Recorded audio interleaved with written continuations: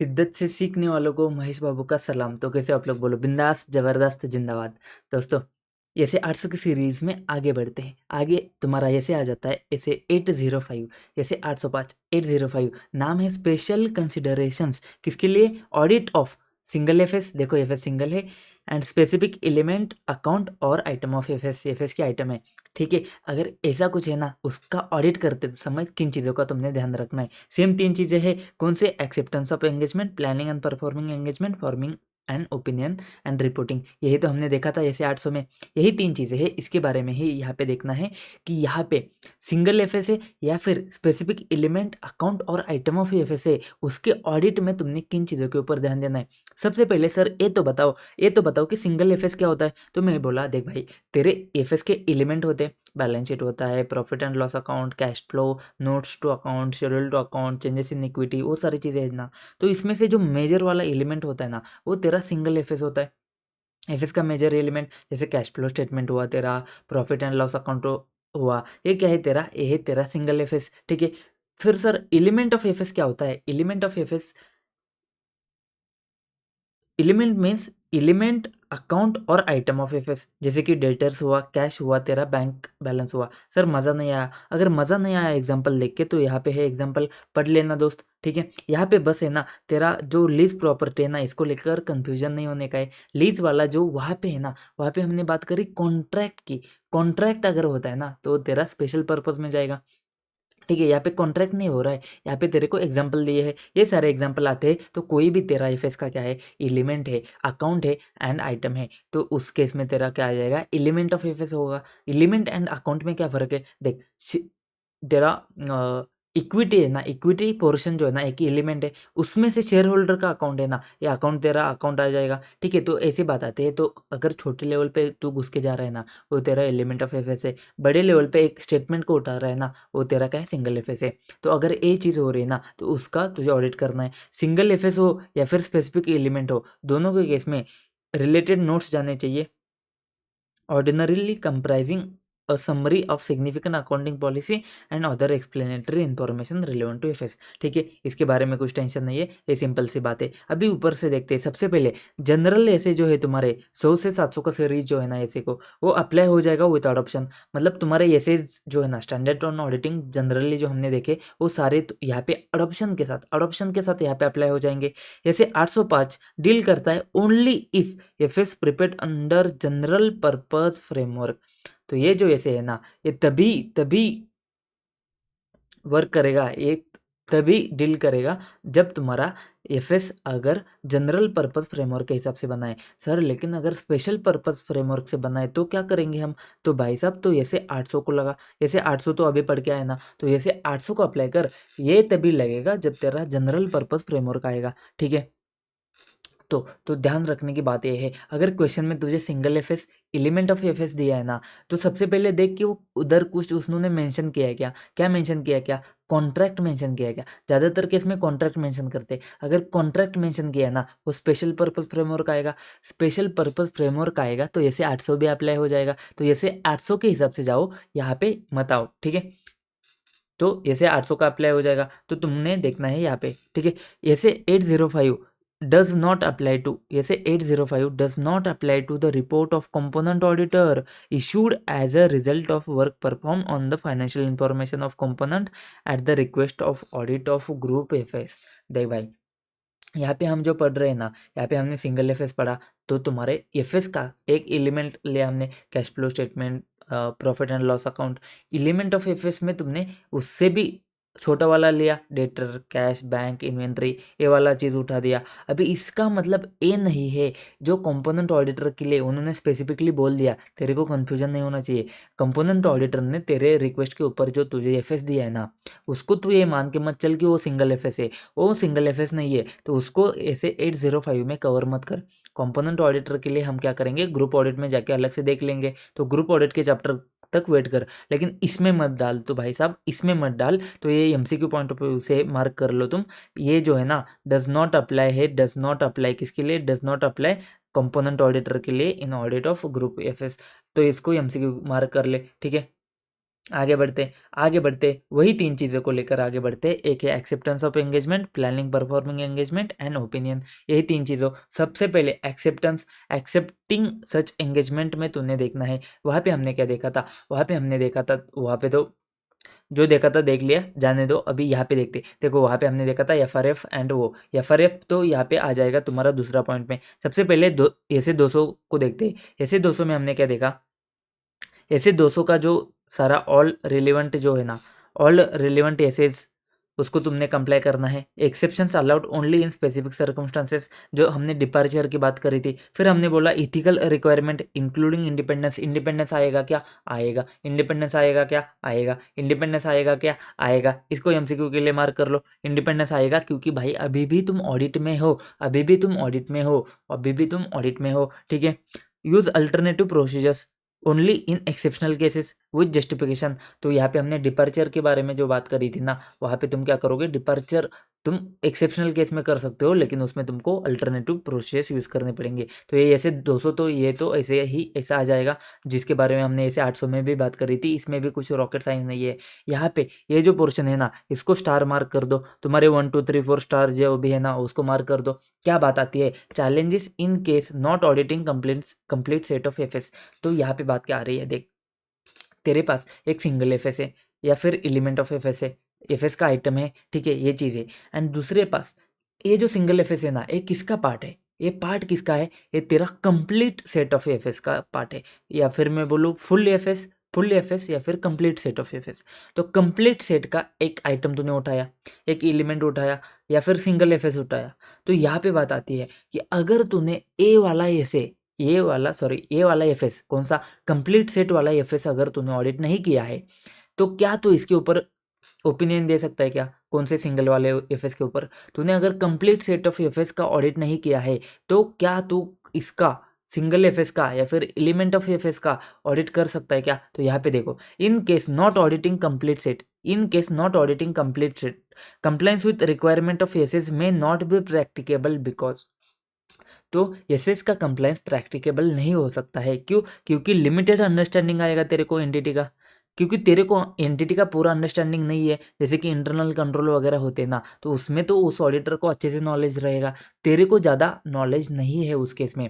जैसे कि तेरा अगर इंटरनल कंट्रोल कहाँ कहाँ पे वीक है, एंड तेरा वही आइटम तेरा सिंगल एफएस में आ रहा है, या फिर उसी आइटम के ऊपर तो ऑडिट रिपोर्ट दे रहा है, जैसे कि रिसीवेबल है, एंड रिसीवेबल के केस में तेरा जो इंटरनल कंट्रोल अच्छे नहीं है, तो यहाँ पे तू अगर ऐसा है ना, लिंकिंग है ना यहाँ पे, तो जिस ऑडिटर ने कंप्लीट सेट ऑडिट किया है ना, उसी ने करना चाहिए। लेकिन नहीं आता है, तो तेरा पे यहाँ पे क्या सीन है कि लिमिटेड अंडरस्टैंडिंग है तेरा एंटिटी का एंड इट्स एनवायरनमेंट का। फिर lack of audit evidence on overall accounting record quality. तो तेरे को अकाउंटिंग रिकॉर्ड का पूरा क्वालिटी है ना, उसके ऊपर एविडेंस नहीं है। Auditor may need further evidence to corroborate audit evidence acquired from accounting records.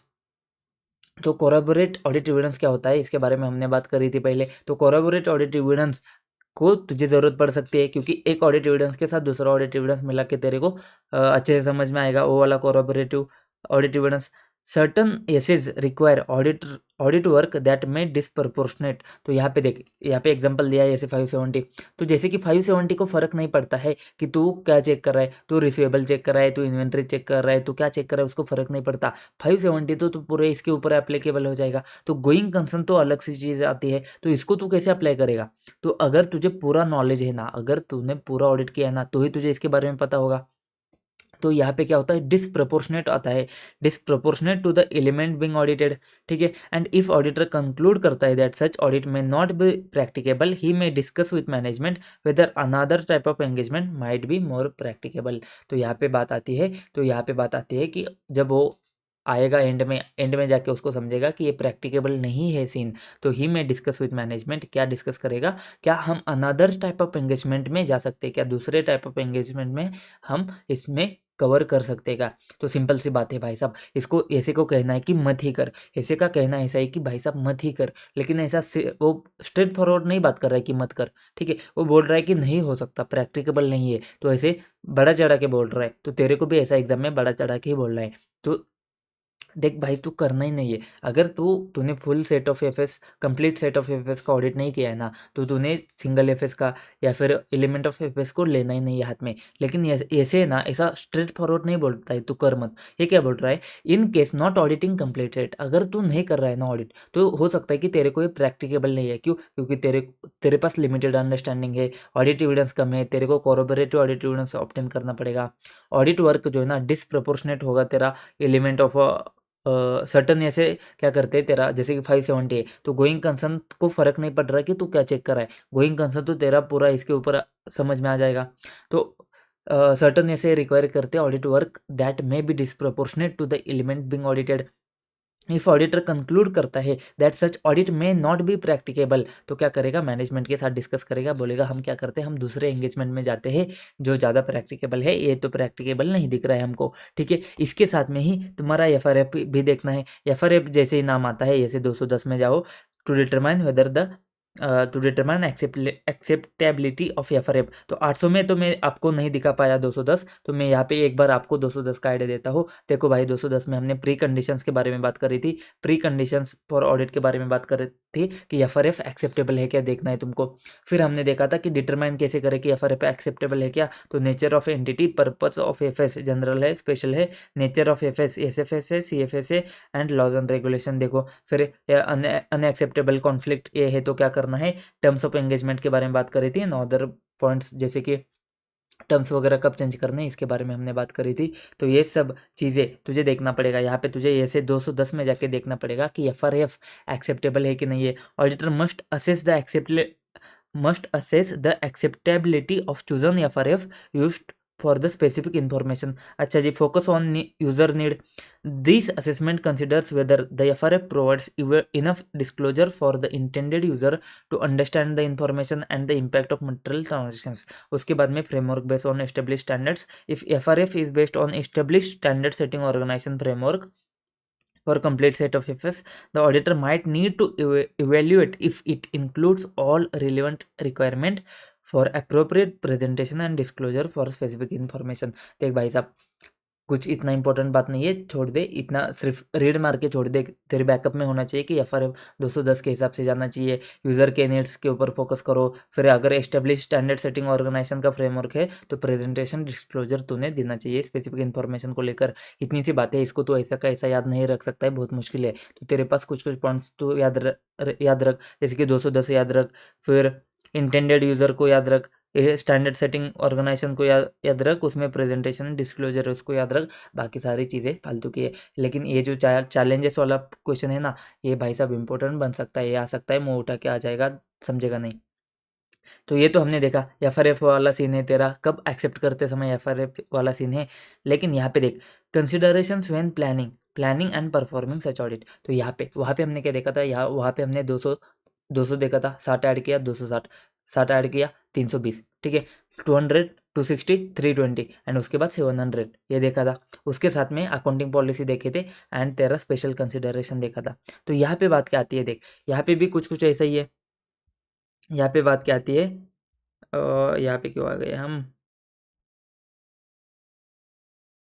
यहाँ पे बात आती है, देख तेरा मटेरियलिटी यहाँ पे भी आ रहा है, ठीक है। 200 तो ऊपर हमने देख लिया, 240, 50, 240, 550, 570, 260। देख इसको कैसे याद रखेगा तो, इसको कैसे याद रखेगा तो, इसको ऐसे सिंपल याद रख सकते हैं ना। देख भाई, 40, 50, 60 एंड 70, अरे 40, 50, 60, 70, तो ये 240 है, ये 260 है, ये 550 है, ये 570 है। तो ये ऐसा ऐसा याद रख सकता है, 40, 50, 60, 70, 40, 50, 60, 70, उसमें 240, 260, 550, 570, ऐसे याद रख सकता है। एंड तेरा 320 तो आएगा ही, मटेरियलिटी तो आ ही जाएगा।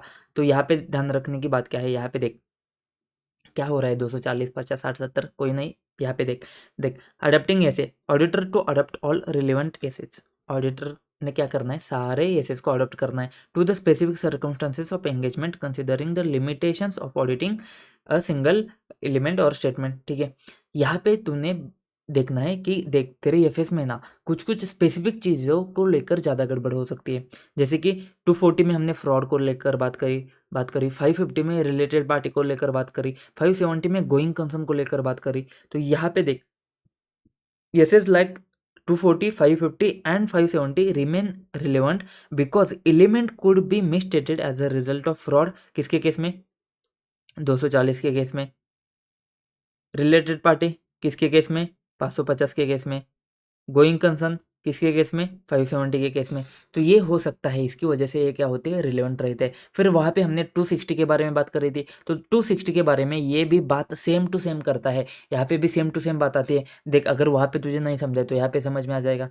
यहाँ पे क्योंकि डिटेल में लिखा है क्या है, requires the auditor to determine appropriate persons within entity's governance structure to communicate with. तो 260 क्या बोलता है कि अप्रोप्रिएट पर्सन कौन है, उसको जाके तू ढूंढ ले। Persons responsible for the oversight of preparation of single FS or element may not be the same as a TCWG responsible for oversight of preparation of complete FS। मतलब जो complete FS को जो oversight करते हैं ना, वो जो person है, वो तेरे सिंगल FS को जो oversight करते हैं वो पर्सन, वो दोनों सेम नहीं हो सकते, या हो सकते हैं, होंगे ही, ऐसा नहीं है। ठीक है, person responsible may not be the same, तो वो सेम नहीं हो सकते हैं। ऐसा भी हो सकता है कि वो दोनों सेम नहीं है, तो इसके ऊपर तुझे ध्यान देना है। तो यहाँ पे देख 260 आ गया, 320 आ गया, 200 ऊपर आ चुका है। देख यहाँ पे 200 आ चुका है। तो भाई साहब सारे पॉइंट तो कॉमन है ना, तो सारे पॉइंट तो कॉमन है। 200 तो ऐसा का वैसे तुमने कॉपी पेस्ट कर लिया, तो 260 भी यहाँ पे आ गया, 320 भी आ गया। 320 देखते हैं, मटेरियलिटी फॉर सिंगल स्टेटमेंट और element might be lower than the complete set of FS. ठीक है, वहाँ पे हमने क्या बात करी थी, वहाँ पे कहाँ पे भाई साहब, ऐसे 800 अभी हम देख के आए ना। जैसे 800 में हमने क्या बोला था कि मटेरियलिटी में मैनेजमेंट अगर उसके साथ एग्री करेगा, सामने वाले पार्टी के साथ में कॉन्ट्रैक्ट के केस में एग्री करेगा, तो इसका मतलब ये नहीं कि तू 320 के हिसाब से मटेरियलिटी डिटरमाइन नहीं करेगा। तेरा रिस्पॉन्सिबिलिटी कम नहीं होता है, तेरे को तो तेरा काम करना पड़ेगा। वैसे यहाँ पे क्या बोल रहा है, देख अगर सिंगल स्टेटमेंट है या फिर एलिमेंट है ना, तो वो तो छोटा है ना, तो तेरा एफएस बड़ा है, ये एलिमेंट छोटा है, तो यहाँ पे जो मटेरियलिटी फाइंड करेगा ना वो तो कम होगा। तो might be lower than the complete set of FS, भाई तो होना ही चाहिए। दिस लोअर मटेरियलिटी का जो इम्पैक्ट है ना, this lower materiality level impacts the NT of audit procedures as well as evaluation of uncorrected misstatement। ये क्या करेगा, nature timing extent of audit procedures को हिट करेगा and evaluation of uncorrected misstatement को हिट करेगा। जैसे कि स्मॉलर एरर जो है ना, वो मटेरियल हो सकते हैं for specific element but not the entire FS. ठीक है, ये तो तुमको समझ में आया रहेगा। अभी मटेरियलिटी हमने इतना अच्छे से पढ़ा है, मिसस्टेटमेंट इतना अच्छे से पढ़ा है। अगर देख तेरा एफएस में अगर 100 रुपये का अमाउंट है ना, एंड तेरे सिंगल एफएस या एलिमेंट में तेरा 10 रुपये का अमाउंट है ना, तो अगर इसमें 2 रुपये भी 1 रुपये भी मिसस्टेटमेंट होता है ना, तो इसके लिए मटेरियल है, किसके लिए, सिंगल एफएस के लिए। लेकिन हो सकता है कि वो तेरे फुल एफएस के लिए मटेरियल नहीं है। सिंपल सी बात है। ठीक है, इसमें कुछ घुसने की जरूरत है क्या?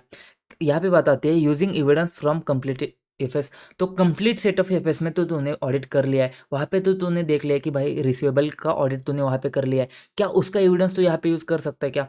क्यों नहीं कर सकता? क्यों नहीं कर सकता? कर सकता है ना। देख क्या बोलता है, if the specific information audit is conducted alongside a full FS audit, the auditor can potentially use existing audit evidence from complete set of FS। हाँ भाई, यूज कर सकता है। However, yes, still require auditor to perform additional procedures if necessary to obtain SAI for specific audit. देख भाई, use तो कर सकता है, लेकिन तेरे को एडिशनल प्रोसेस तो परफॉर्म करने की ज़रूरत है। ये ऐसे तुझे बोल रहा है, तेरे को एडिशनल तो करना पड़ेगा। ऐसा नहीं कि उधर तूने पूरा एफएस को देख के काम किया है, यहाँ पे तुझे सिंगल एफएस को देखना है, एलिमेंट को देखना है, तुझे रिसीवेबल के ऊपर ज़्यादा फोकस करना है, तो तुझे यहाँ पे इसके रिलेटेड ज़्यादा प्रोसीजर्स, एडिशनल प्रोसेस परफॉर्म करने पड़ेंगे। And interrelationship within FS, कौन सा FS and their elements are interconnected, तो वो तो होंगे ही होंगे। Auditor may not be able to consider specific information in isolation and might need to perform procedures on in relation to interrelated item to meet the objective. तो यहाँ पे हो सकता है कि देख तेरा जैसे हमने रेवेन्यू की बात करी थी, तो रेवेन्यू, इन्वेंट्री, रिसीवेबल, ये सारे क्या है, इंटरकनेक्टेड है। तो यहाँ पे एग्जाम्पल लिखना है तो लिख ले, क्या, रेवेन्यू, कैसे लिख रहे हो, रुक जा। ए, यहाँ पे क्या बात आती है, रेवेन्यू, इन्वेंट्री एंड रिसीवेबल। ये सारे क्या है, इंटरकनेक्टेड है। तो ये तो एग्जांपल दे सकता है, ठीक है। तो यहाँ पे तुझे क्या करना पड़ेगा, कभी कभी इंटर रिलेटेड आइटम के ऊपर तुझे क्या करना पड़ेगा, ऑडिट के प्रोसेस परफॉर्म करेंगे। सिंपल सी बात है, ऑडिट के प्रोसेस परफॉर्म करने पड़ेंगे, ठीक है। तो ये क्या बोलता है, प्लानिंग परफॉर्मिंग में क्या बोलता है, वहाँ पे हमने देखा 200, 260, 320, 700, ये भी बात वही करता है। क्या बात करता है, 200, 260, 320, ये तो बात करता है। यहाँ पे 200 में और कुछ कुछ बात करता है, 240, 550, 570। क्यों? क्योंकि यहाँ पे उसका रिस्क है, फ्रॉड का रिस्क है, रिलेटेड पार्टी का रिस्क है, 570 का रिस्क है, ठीक है। ये सारे रिस्क रिलेवेंट है यहाँ पे, ये सारी बात आती है। उसके बाद में ये बोलता है कि देख भाई, तूने जो ऑडिट एविडेंस वहाँ पे ऑब्टेन किया ना, वहाँ पे मतलब तूने जो नॉर्मल ऑडिट किया है ना, full complete set of papers का जो ऑडिट किया है ना, उसका ऑडिट एविडेंस तू यहाँ पे यूज़ कर सकता है। लेकिन ध्यान दे कि तेरे को एडिशनल प्रोसेस परफॉर्म करने पड़ सकते हैं, तो वो कर लेना। फिर बोलता है कि ये इंटर रिलेशनशिप हो सकता है तेरा, इंटर रिलेशनशिप तो कर रहा है, तो अभी रिसीवेबल का ऑडिट तू कर रहा है, लेकिन ध्यान दे क्या ध्यान दे, रिसीवेबल कहाँ से आता है, तेरा सेल से आता है, तेरा इन्वेंट्री ध्यान दे। तो जो सेल एंड इन्वेंट्री है ना, इसको भी तुझे ऑडिट के प्रोसेस परफॉर्म करने पड़ेंगे, क्योंकि ये क्या है, इंटर रिलेटेड आइटम है। तो ये बात आती है, ये बात सिंपल सी आती है प्लानिंग एंड परफॉर्मिंग में। समझा क्या भाई, समझा क्या?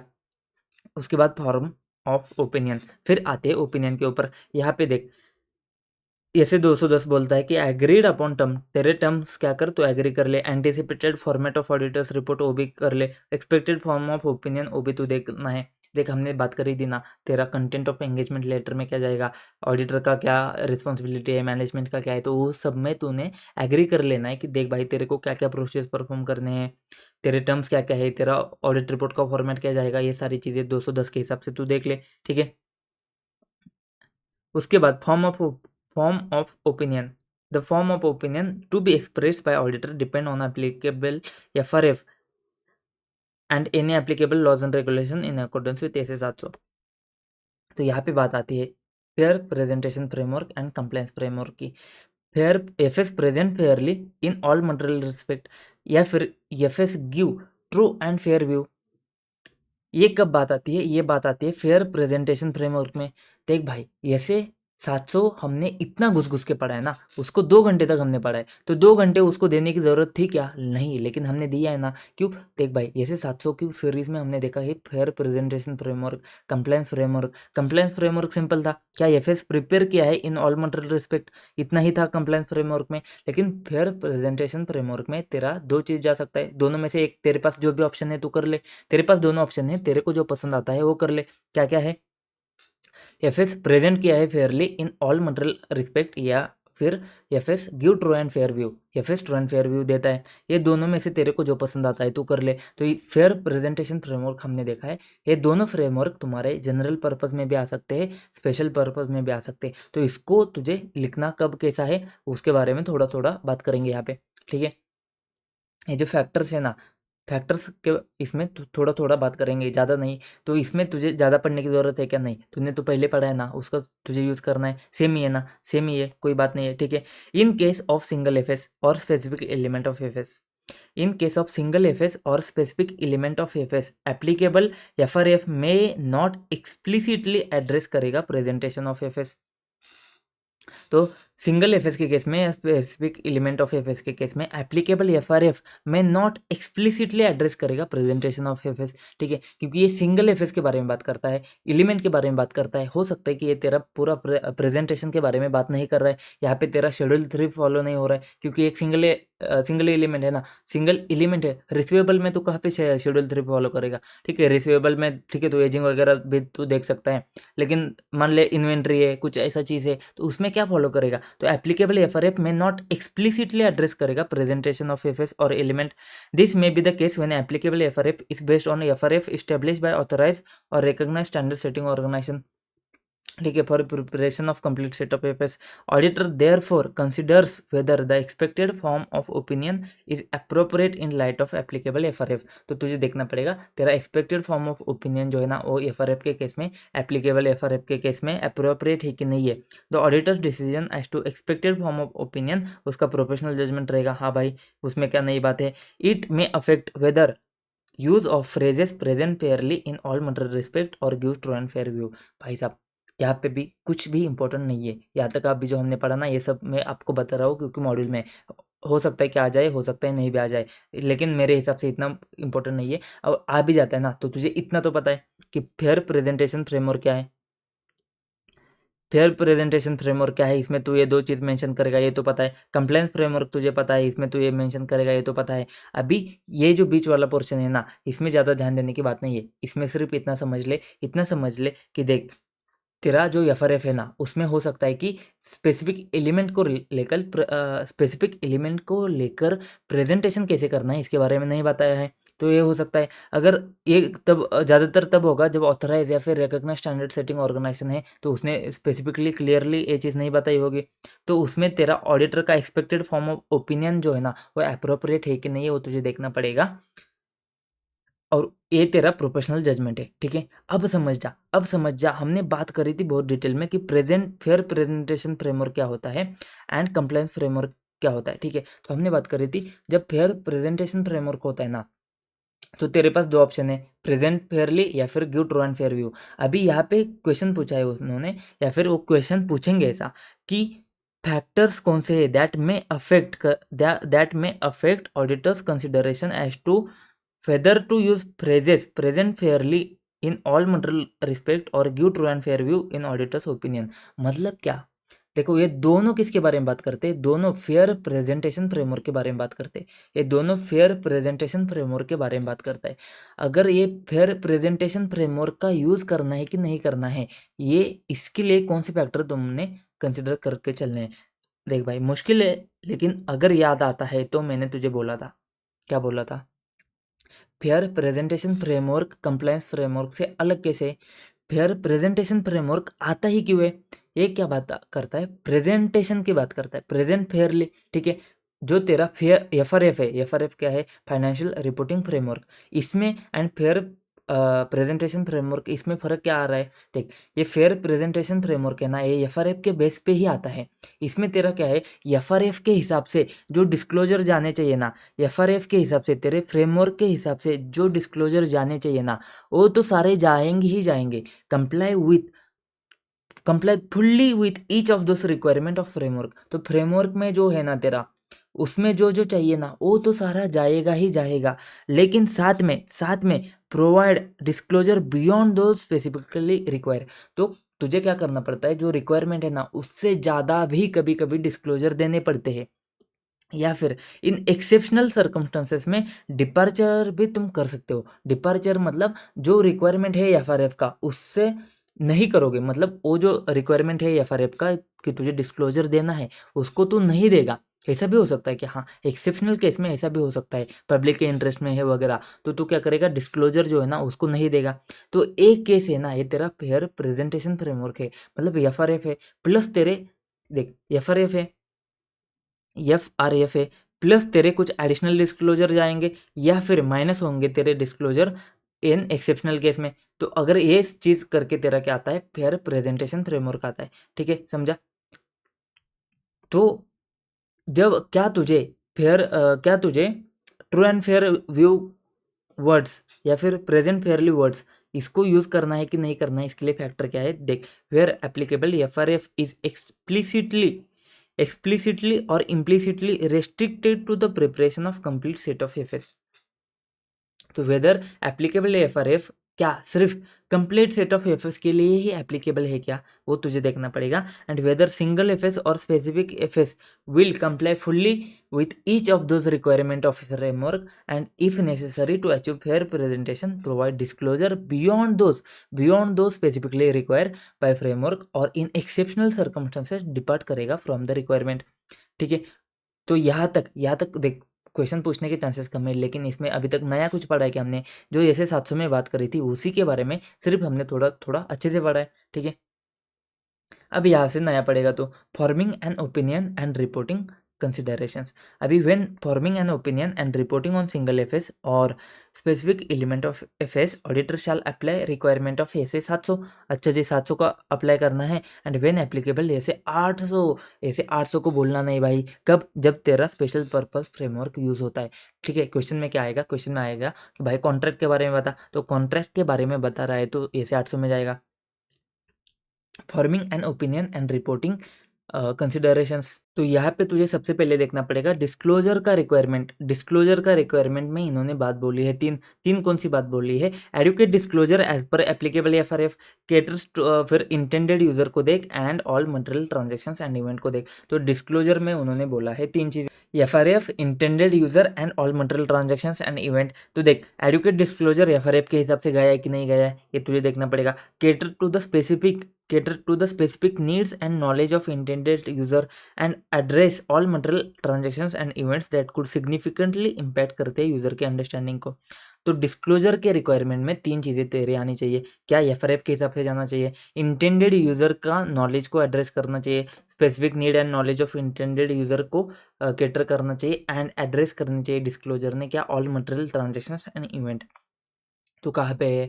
तो कहाँ पे है? तो 805 सिंगल एफएस या फिर एलिमेंट और आइटम ऑफ एफएस में। तो यहाँ पे तुझे देखना है। तो अभी 700 में आया है, तो 700 में सबसे पहले जाके डिस्क्लोजर देखना है। डिस्क्लोजर में तूने तीन चीज़ें ध्यान देनी है। डिस्क्लोजर में एफआरएफ के हिसाब से होना चाहिए, इंटेंडेड यूजर के नीड्स को एड्रेस करना चाहिए, and material transactions and events तो आने ही आने चाहिए।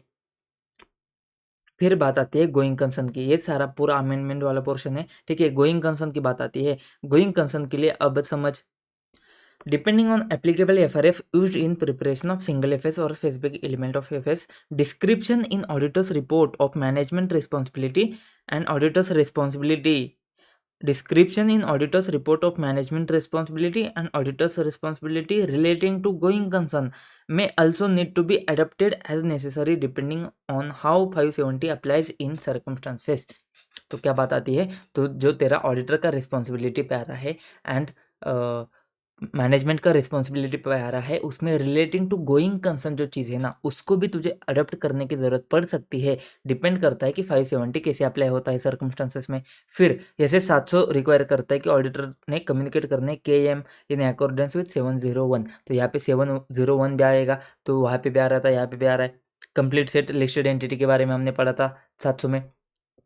ऐसे 720 ऑडिटर्स का रिस्पॉन्सिबिलिटी रिलेटिंग टू OI, यहाँ पे भी सेम बात आ रही है। If entity plans to issue reports for the purpose to provide owners और similar stakeholder with information on matter presented in single FS और specific element of FS are considered to be annual report for the purpose of 720 and 720 apply हो जाता है। क्या बोल रहा है ये? देख, वैसे तो मॉड्यूल में बहुत ज़्यादा बोल रहा है, मैंने उसको शॉर्ट में करके बता दिया है। तो अगर तेरा अदर इन्फॉर्मेशन जो है, देख सेम टू सेम अप्लाई होता है तेरा 800 का कॉपी पेस्ट है। ये क्या है? ये क्या बोलता है? अगर तेरा अदर इन्फॉर्मेशन जा रहा है ना, तो 720 अप्लाई हो जाएगा। तेरा KM जा रहा है तो 701 अप्लाई हो जाएगा। ये बात करता है ये दोनों, ठीक है। तो वहाँ पे हमने देखा था 701 देखा था, 720 देखा था, तो यहाँ पे भी 701 एंड 720 आ गया है, ठीक है। तुमको है ना याद नहीं आता है, अभी अभी पढ़ा है बट याद नहीं आएगा, ठीक है। देख भाई, 720 यहाँ पे देखा है हमने, एंड यहाँ पे 701 देखा है, ठीक है। यही बात 701 एंड 720 यही बात यहाँ पे कर रहा है, तो सेम टू सेम है, कोई रॉकेट साइंस नहीं है। फिर ये बात एडिशनल बात करता है सिग्नेचर की, ये बात एडिशनल सिग्नेचर की करता है कि audit report shall be signed. ये भी पूरा ऐसे 700 के हिसाब से एंगेजमेंट पार्टनर साइन करेगा, engagement partner and firm sign करेगा, मेंबरशिप नंबर जाएगा, FRN जाएगा, ठीक है।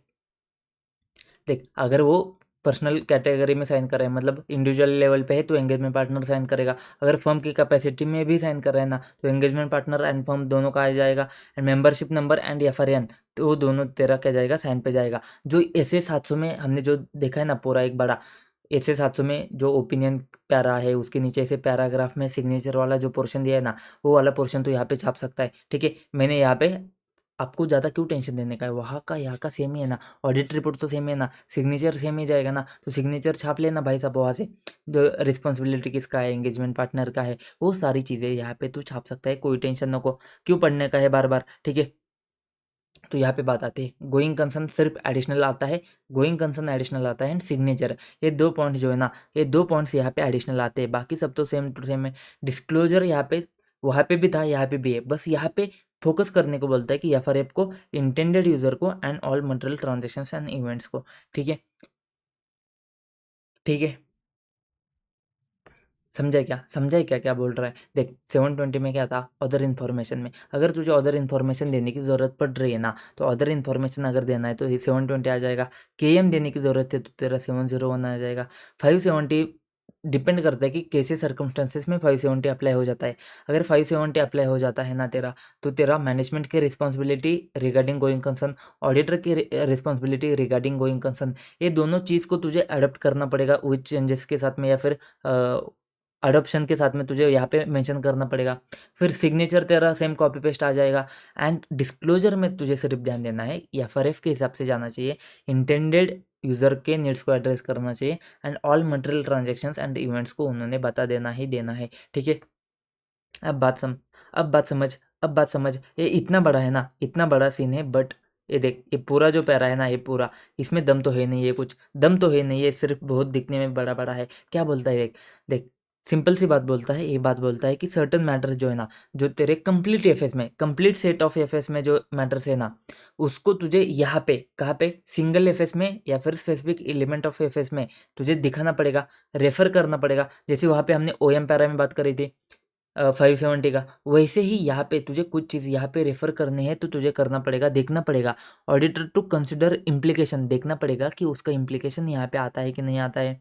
फॉर एग्जाम्पल, एग्जाम्पल दिया है उन्होंने, एग्जाम्पल क्या दिया है, अगर तेरा क्वालिफिकेशन है कहाँ पे, कंप्लीट सेट ऑफ एफएस में, किसके रिलेटेड, अकाउंट रिसीवेबल के रिलेटेड, एंड तेरा अकाउंट रिसीवेबल के ऊपर ही तू क्या कर रहा है, ऑडिट रिपोर्ट दे रहा है। तेरा सिंगल एफएस और एलिमेंट एफएस रिलेट करता है अकाउंट रिसीवेबल को, तो भाई साहब तूने वहाँ पे क्वालिफाई किया है रिपोर्ट को, अगर वहाँ पे क्वालिफिकेशन है ना तेरा, कहाँ पे, कंप्लीट सेट ऑफ एफएस में क्वालिफिकेशन है ना, तो तुझे देखना पड़ेगा वहाँ पे तूने क्वालिफाई किया है, तो वहाँ पे तूने कहाँ पे, कंप्लीट सेट ऑफ एफएस में तूने क्वालिफाई किया है, तो यहाँ पे सिंगल एफएस में या फिर एलिमेंट एफएस में तुझे उसका इम्प्लीकेशन देखना पड़ेगा। अभी कभी कभी क्या होता है पता है क्या, कभी कभी इन दोनों का रेफरेंस कुछ नहीं होता है, मतलब रिलेवेंट कुछ नहीं होता है, कनेक्शन कुछ नहीं है, फिर भी तुझे रेफर करना ही करना पड़ता है। कैसे सर, कैसे, देख यहाँ पे एग्जाम्पल दिया है मर्तो को प्यारा, तो अगर मर्तो को प्यारा है ना, हो सकता है कि उसका मर्तो को प्यारा एंड अकाउंट रिसीवेबल का कोई संबंध नहीं है, तो even when certain matters do not have implication, still auditor may deem it appropriate to refer in OM para, तो फिर भी ओएम पैरा में तो उसको दिखाना ही पड़ेगा। ऐसा हो सकता है कि उसको दिखाना पड़ेगा। तो सिंपल सी बात है, इसमें कोई रॉकेट साइंस है क्या, ये बोलता है जो तेरा कंप्लीट सेट ऑफ एफएस है ना, तो देख ले इम्प्लीकेशन क्या आएगा तेरा सिंगल एफएस के ऊपर, ठीक है। डायरेक्टली भी आ सकता है या फिर डायरेक्टली नहीं भी आ सकता है, तो दोनों केस में देख ले, एंड दोनों केस में तुझे क्या करना पड़ेगा, देखना पड़ेगा। ये इम्प्लीकेशन कैसे आता है हम नीचे जाके देखेंगे, तो टेंशन नको ज़्यादा। अभी सिर्फ समझ कि तू क्या चीज़ें कंसिडर करेगा, considering whether the matters included in audit report of complete set of FS is relevant है क्या, किसके लिए, सिंगल एफएस या फिर स्पेसिफिक एलिमेंट ऑफ एफएस। तो ये तो प्रोफेशनल जजमेंट के ऊपर डिपेंड करेगा, ये रिलेवेंट है कि नहीं है, ये किसके ऊपर डिपेंड करेगा, प्रोफेशनल जजमेंट के ऊपर। लेकिन उन्होंने कुछ फैक्टर दिए हैं, factors that may B relevant in considering those implication. क्या फैक्टर्स है, देख फैक्टर्स दे रहे हैं, मैटर डिफरेंस, मैटर डिफरेंस। क्या है सर मैटर डिफरेंस? एक है मैटर का नेचर, ठीक है, नेचर ऑफ मैटर। दूसरा है परवेजिवनेस ऑफ मैटर। एक है नेचर ऑफ मैटर, दूसरा है परवेजिवनेस ऑफ मैटर। इसको अच्छे से समझते हैं, ठीक है। तो देख, कहना क्या चाहता है, सबसे पहले ये समझ, ये कहना चाहता है कि nature of matter being describe in auditors report on complete set of FS, उसका एक्सटेंड कितना है तेरा सिंगल एफएस और स्पेसिफिक एलिमेंट ऑफ एफएस में। एक बात पहले पढ़ते फिर मैं आपको समझा दूंगा। फिर परवेजिवनेस ऑफ मैटर जो डिस्क्राइब किया है कंप्लीट सेट ऑफ एफएस में, वो कितना रिलेट करेगा तेरा सिंगल एफएस को। फिर डिफरेंस किसमें एप्लीकेबल एफआरएफ में, किसके, कंप्लीट सेट ऑफ एफएस के एंड सिंगल एफएस के। फिर डिफरेंस किसमें, बिटवीन द पीरियड्स कवर, किसका पीरियड कवर, तेरा कंप्लीट सेट का एंड तेरा सिंगल एफएस का, एलिमेंट ऑफ एफएस का, and time elapsed since the date of auditor's report on the complete set of FS. एक एक को समझते, नेचर ऑफ मैटर को लेते। सबसे पहले नेचर ऑफ मैटर जो डिस्क्राइब किया है तेरा कंप्लीट सेट ऑफ एफएस में, उसका एक्सटेंड कितना है सिंगल एफएस में। जैसे कि हमने एक बात करी थी, जैसे कि तेरा रिसीवेबल है, तो रिसीवेबल का जो नेचर है ना, उसका nature complete set of FS में कैसा है, एंड उसका एक्सटेंड तेरा सिंगल एफएस में कैसा है, ये तुझे दोनों को कंपेयर करना पड़ेगा। देख बात क्या कर रहे हैं हम, बात क्या कर रहे हैं, तेरे को समझ रहा है क्या, बात कर रहे हैं कि कुछ चीज़ जो तेरे कंप्लीट सेट ऑफ एफएस में आई है ना, उसका इम्पैक्ट तेरा सिंगल एफएस में कैसे आएगा।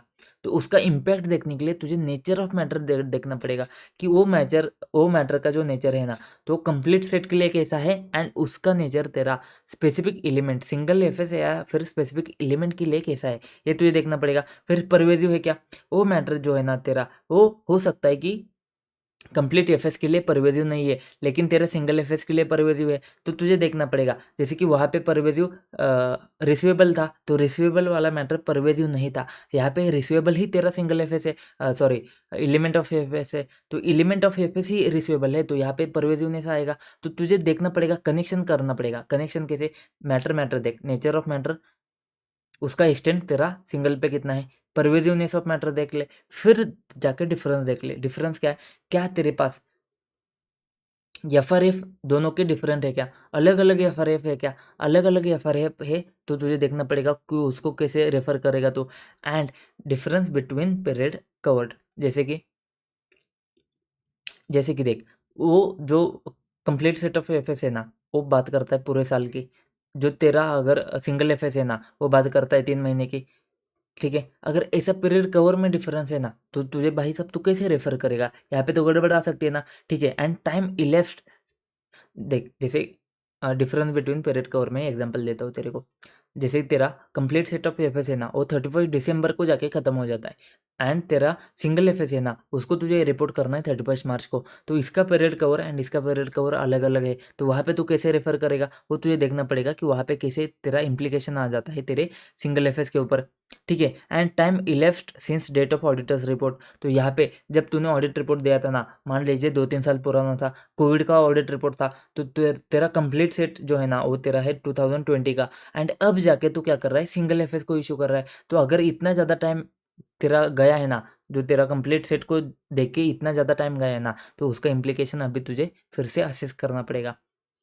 तो यहाँ पे बात क्या आ रही है, बात क्या आ रही है, माय गॉड बात क्या आ रही है, यहाँ पे तुझे क्या करना है, देखना है कि कंप्लीट सेट के ऊपर कुछ मैटर्स थे, उसका इम्प्लीकेशन सिंगल एफएस के ऊपर कैसे आ रहा है। ठीक है, तो इसके लिए फैक्टर क्या देखेगा, तो matter matter difference difference time, matter matter difference difference time, matter का नेचर देखेगा। तो नेचर ऑफ मैटर जो डिस्क्राइब किया है कंप्लीट एफएस के लिए, उसका एक्सटेंट कितना है सिंगल एफएस के लिए, परवेजिवनेस कितना है तेरा कंप्लीट सेट में। फिर देखेगा डिफरेंस डिफरेंस, किस में डिफरेंस आएगा, एक तो एफआरएफ में आएगा, तो वो देख, एंड दूसरा डिफरेंस आएगा तेरा पीरियड कवर में। अगर पीरियड कवर में डिफरेंस आता है तो वो देख। फिर आता है टाइम, टाइम कितना बीता है तेरा, कोविड में अभी तक 4 साल बीते हैं, तो time elapsed since the date of auditor's report on complete set of FS. इतनी सी बात आती है, समझ में आएगा। आगे बढ़ता है, if auditor undertake an engagement to report on single FS और specific element of FS in conjunction with engagement to audit on entity's complete set of FS. मतलब तू ऐसे एंगेजमेंट में आया है कि तूने स्टार्टिंग में ही बोल दिया कि भाई मैं दोनों तेरे को कर देता हूँ, दोनों तेरे को रिपोर्ट साइन करके देता हूँ। कौन सा, एक तो कंप्लीट सेट का भी देता हूँ, एंड उसके साथ में तेरे को सिंगल एफएस चाहिए तो सिंगल का भी देता हूँ। तो तूने दोनों इन कंजक्शन विथ तेरा कंप्लीट सेट ऑफ एफएस, तूने सिंगल एफएस भी या फिर स्पेसिफिक एलिमेंट ऑफ एफएस के ऊपर भी तूने रिपोर्ट करना है। तो उस केस ने ऐसे ने बोला है कि express separate opinion for each engagement. तो उन्होंने बोला है कि ये जो तेरा कंप्लीट सेट है ना, उसके ऊपर तेरा ओपिनियन जाएगा, ये अलग वाला एंगेजमेंट हो गया। ये जो सिंगल एफएस है ना, उसके ऊपर तेरा ओपिनियन अलग से जाएगा। तो इसका ओपिनियन अलग अलग रख, इसका ओपिनियन अलग अलग रख, तो दोनों का ओपिनियन तो अलग अलग रख। तो इशू कर, एक्सप्रेस कर क्या, separate opinion for each engagement. देख यहाँ पे बात आती है कि ऑडिटेड सिंगल एफएस और स्पेसिफिक एलिमेंट ऑफ एफएस में be publish together with entities audited complete set of FS. तो ये दोनों चीज है ना, कौन सा, ऑडिटेड सिंगल एफएस और स्पेसिफिक एलिमेंट ऑफ एफएस में be publish together with entities audited complete set of FS if presentation of both FS are clearly differentiated to avoid the confusion for users। क्या बोला, रुको 1 minute, फिर से पढ़ता हूँ।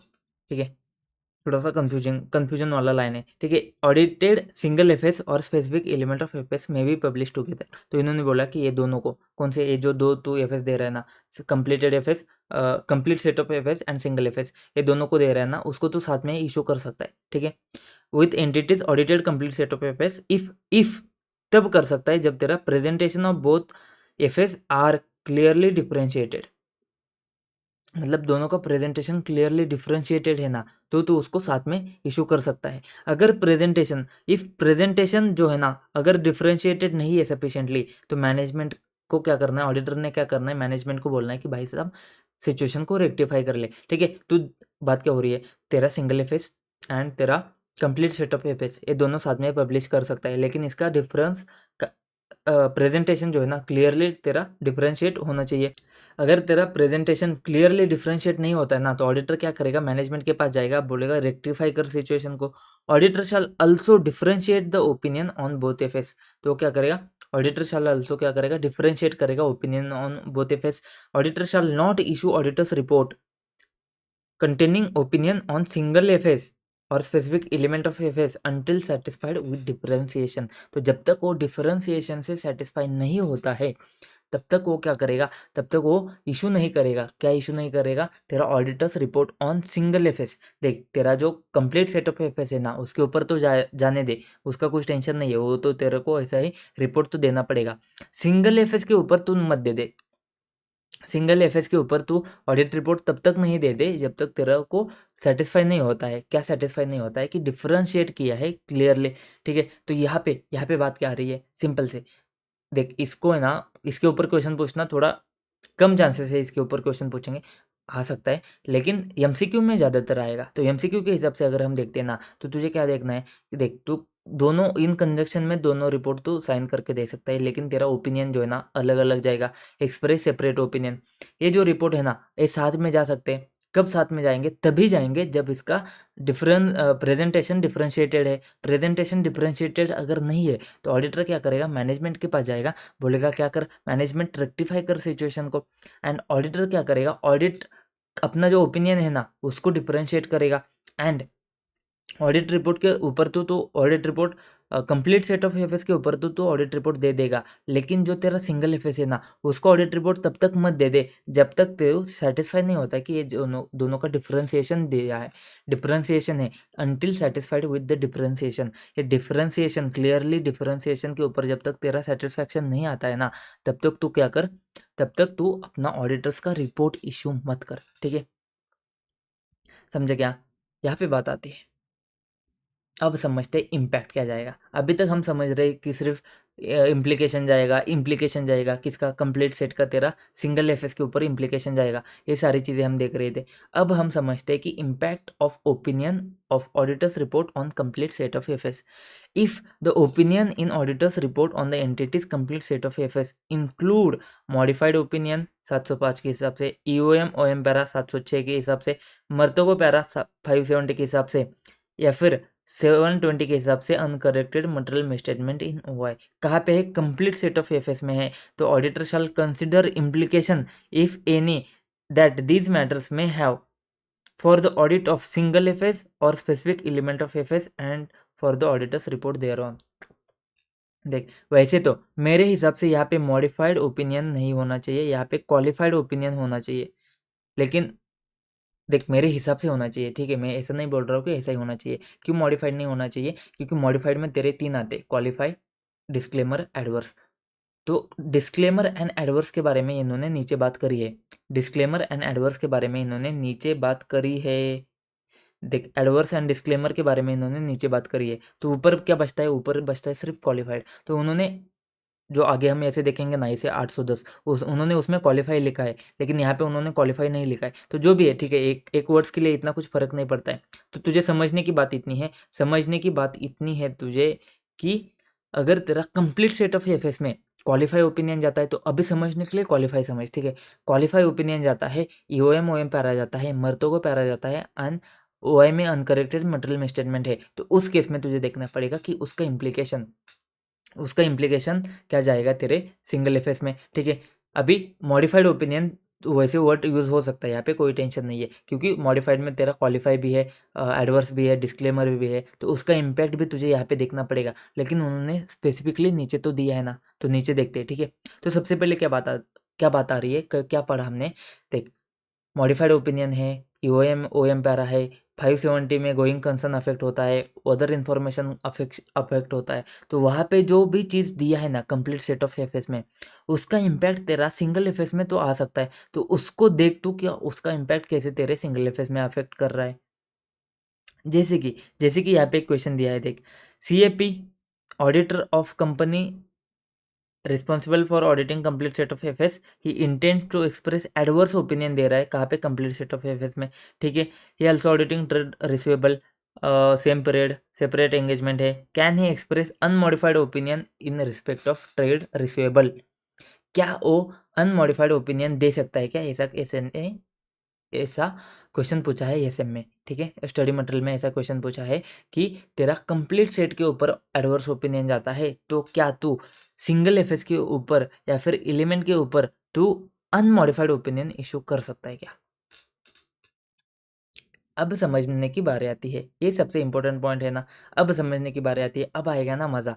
अब समझ, तेरा कंप्लीट सेट ऑफ एफएस है, तो कंप्लीट सेट ऑफ एफएस में तूने एडवर्स या फिर डिस्क्लेमर, एडवर्स या फिर डिस्क्लेमर ओपिनियन अगर दिया है, एडवर्स या फिर डिस्क्लेमर अगर ओपिनियन दिया है ना, इसका मतलब क्या है, इसका मतलब है कि उसका इम्पैक्ट परवेजिव है। या तो तुझे साई मिला है या फिर साई नहीं मिला है, साई या तो मिला है या फिर साई नहीं मिला है, लेकिन इम्पैक्ट तो परवेजिव है। इम्पैक्ट परवेजिव है मतलब ही हर जगह पे फैल चुका है, फाइनेंशियल स्टेटमेंट में हर जगह पे फैल चुका है, एक से ज़्यादा जगह पे फैल चुका है, दो से ज़्यादा जगह पे फैल चुका है। तो उस केस में तो मैं इस केस में तो तेरा क्या है, परवेजिव इम्पैक्ट है, तो परवेजिव इम्पैक्ट है, तो तू क्या रिसीवेबल के केस में या फिर सिंगल एफएस के केस में या फिर एलिमेंट के केस में तू क्या कर सकता है, अनमॉडिफाइड ओपिनियन दे सकता है क्या। तो एसएन ने सबसे पहले बोला कि नहीं दे सकता है।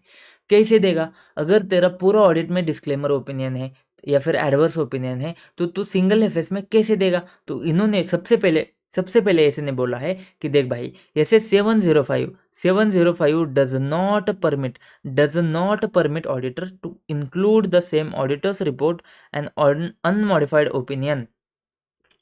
मतलब क्या, अगर तेरा कंप्लीट सेट ऑफ एफएस में एडवर्स ओपिनियन है या फिर डिस्क्लेमर ओपिनियन है तो तेरा SA 705 does not permit auditor to include the same auditor's report and unmodified opinion on single FS और स्पेसिफिक एलिमेंट ऑफ एफएस। तो क्या बोला, उन्होंने बोला कि नहीं कर सकता है, ऐसे 705 तेरे को परमिट नहीं करता है, डज नॉट परमिट, ऐसे 705 डज नॉट परमिट कि तू क्या करेगा, अनमॉडिफाइड ओपिनियन उसमें डाल देगा। This is because such unmodified opinion would contradict करेगा एडवर्स ओपिनियन और disclaimer of opinion on entity's complete set of FS. जाहिर सी बात है कि भाई साहब वो ओपिनियन, तुम बोल रहे हो कि पूरा एफएस गड़बड़ है और यहाँ पे तुम आके बोलते हो कि ये सिंगल एफएस सही है या फिर ये रिसीवेबल सही है, वहाँ पे बोलते हो कि पूरा एफएस गड़बड़ है, यहाँ पे बोलते हैं रिसीवेबल सही है। तो भाई साहब ऐसी बात नहीं बनती है ना, ये तो क्रॉस हो जाएगा। तो ऐसे ने बोल दिया कि नहीं कर सकते। तो तुमने सबसे पहले ये लिखना है कि नहीं नहीं नहीं नहीं, ऐसे 705 डज नॉट परमिट, लेकिन यहाँ पे एक्सेप्शन आता है, लेकिन यहाँ पे आ जाते हैं एक्सेप्शंस मुंह उठा के, for unmodified opinion on specific element. तो यहाँ पे बात हो रही है अभी सिर्फ और सिर्फ स्पेसिफिक एलिमेंट की। आगे बढ़ने से पहले मैं बताऊँ कि exception, no exception for single FS, single FS के लिए कोई एक्सेप्शन नहीं है, स्पेसिफिक एलिमेंट के लिए एफएस एग्जाम्पशन है। क्यों सर, सिंगल एफएस के लिए क्यों एग्जाम्पशन नहीं है। सिंगल एफएस मतलब क्या दे रहा, कैश फ्लो आया, प्रॉफिट एंड लॉस अकाउंट आया। Cash flow profit and loss account तो भाई तेरा मेजर पोर्शन है ना, इतना बड़ा पोर्शन है, मेजर पोर्शन है ना तेरा। तो अगर मेजर पोर्शन है ना, तो तेरा पूरा एफएस में क्वालिफाइड है, तो मेजर पोर्शन तो क्वालिफाइड। देख पूरे एफएस में तेरा डिस्क्लेमर गया है या फिर एडवर्स गया है, तो तेरा मेजर पोर्शन में डिस्क्लेमर एडवर्स रहेगा ही रहेगा ना। तो उसमें तो एग्जाम्पशन कुछ नहीं है, एक्सेप्शन कुछ नहीं है। एक्सेप्शन उन्होंने दिया है सिर्फ स्पेसिफिक एलिमेंट के केस में। क्योंकि यहाँ पे हो सकता है कि तेरा पूरा एफएस गड़बड़ है लेकिन रिसीवेबल सही है। हम क्वालिफाई कब करते हैं कि तेरा एक चीज़ में खराब है, एडवर्स कब करते हैं, दो या उससे ज़्यादा चीज़ में खराबी है। डिस्क्लेमर कब करते हैं, दो या उससे ज़्यादा चीज़ में खराबी है या फिर परवेजिव इम्पैक्ट है। ठीक है, अब देख वो दो या उससे ज़्यादा चीज़ में जो खराबी है ना, वो बाकी जगह पे है, रिसीवेबल में नहीं है। अगर रिसीवेबल में खराबी है ही नहीं तो वहाँ पे तो अनमॉडिफाइड ओपिनियन दे सकता है ना, तो दे सकता है। तो इसी वजह से सिर्फ रिसीवेबल को उन्होंने क्या किया है, एक्सेप्शन दे दिया है। तो एक्सेप्शन क्या है देख, if auditor concludes that it is necessary to express adverse opinion or disclaimer of opinion complete set of FS के लिए, but specific element जो ऐड किया है ना, considers it appropriate to express unmodified opinion on that element, उस element के ऊपर unmodified opinion जाना ही सही है, ऐसा तुझे लग रहा है तो वो कर सकता है। Auditor shall do so only if, वो कर सकता है तभी, तीन कंडीशन है, तीन कंडीशन फुलफिल हो जाते हैं तो वो कर सकता है। तीन कंडीशन क्या है, auditor is not prohibited by law और regulation from doing so, law भाई ने मना नहीं किया है तुझे ऐसा करने से। दूसरी चीज़, report that is not publish together, हमने ऊपर जो बात करी थी कि रिपोर्ट साथ में जा सकता है, तो यहाँ पे बोला है कि ये रिपोर्ट साथ में नहीं जाना चाहिए, रिपोर्ट साथ में नहीं जाना चाहिए। Opinion is express in auditors report that is not publish together with auditors report containing adverse opinion और डिस्क्लेमर ऑफ ओपिनियन। तो ऐसा नहीं होना चाहिए, तो दोनों रिपोर्ट साथ में दे रहा है। एक रिपोर्ट जा रहा है तेरा कंप्लीट सेट में जिसमें तो एडवर्स डिस्क्लेमर ओपिनियन जा रहा है, उसके साथ में चिपका के ही तू क्या कर रहा है, चिपका के ही तेरा स्पेसिफिक एलिमेंट का एफएस जा रहा है जिसमें तू अनमॉडिफाइड ओपिनियन कर रहा है। तो ऐसा नहीं होना चाहिए। तो एक्सेप्शन जो है ना तेरा, एक्सेप्शन को फॉलो करने के लिए रिपोर्ट को साथ में पब्लिश मत कर।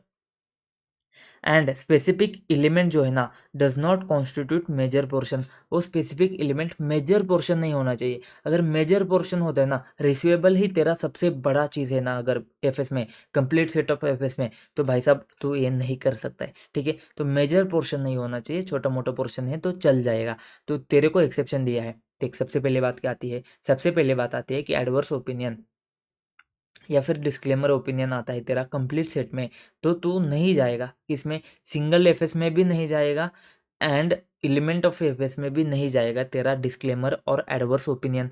ठीक है, लेकिन लेकिन लेकिन एक्सेप्शन दिया है, किसको, स्पेसिफिक एलिमेंट को दिया है कि दे सकता है, कर सकता है।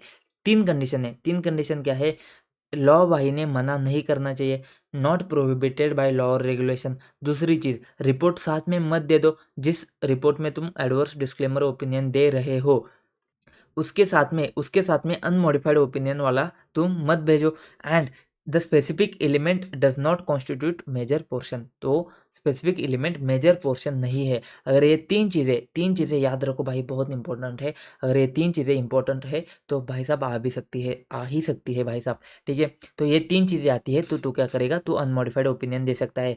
एक्सेप्शन सिंगल एफएस के लिए नहीं है। Unmodified opinion cannot be issued on single FS if complete FS में एडवर्स डिस्क्लेमर ओपिनियन है।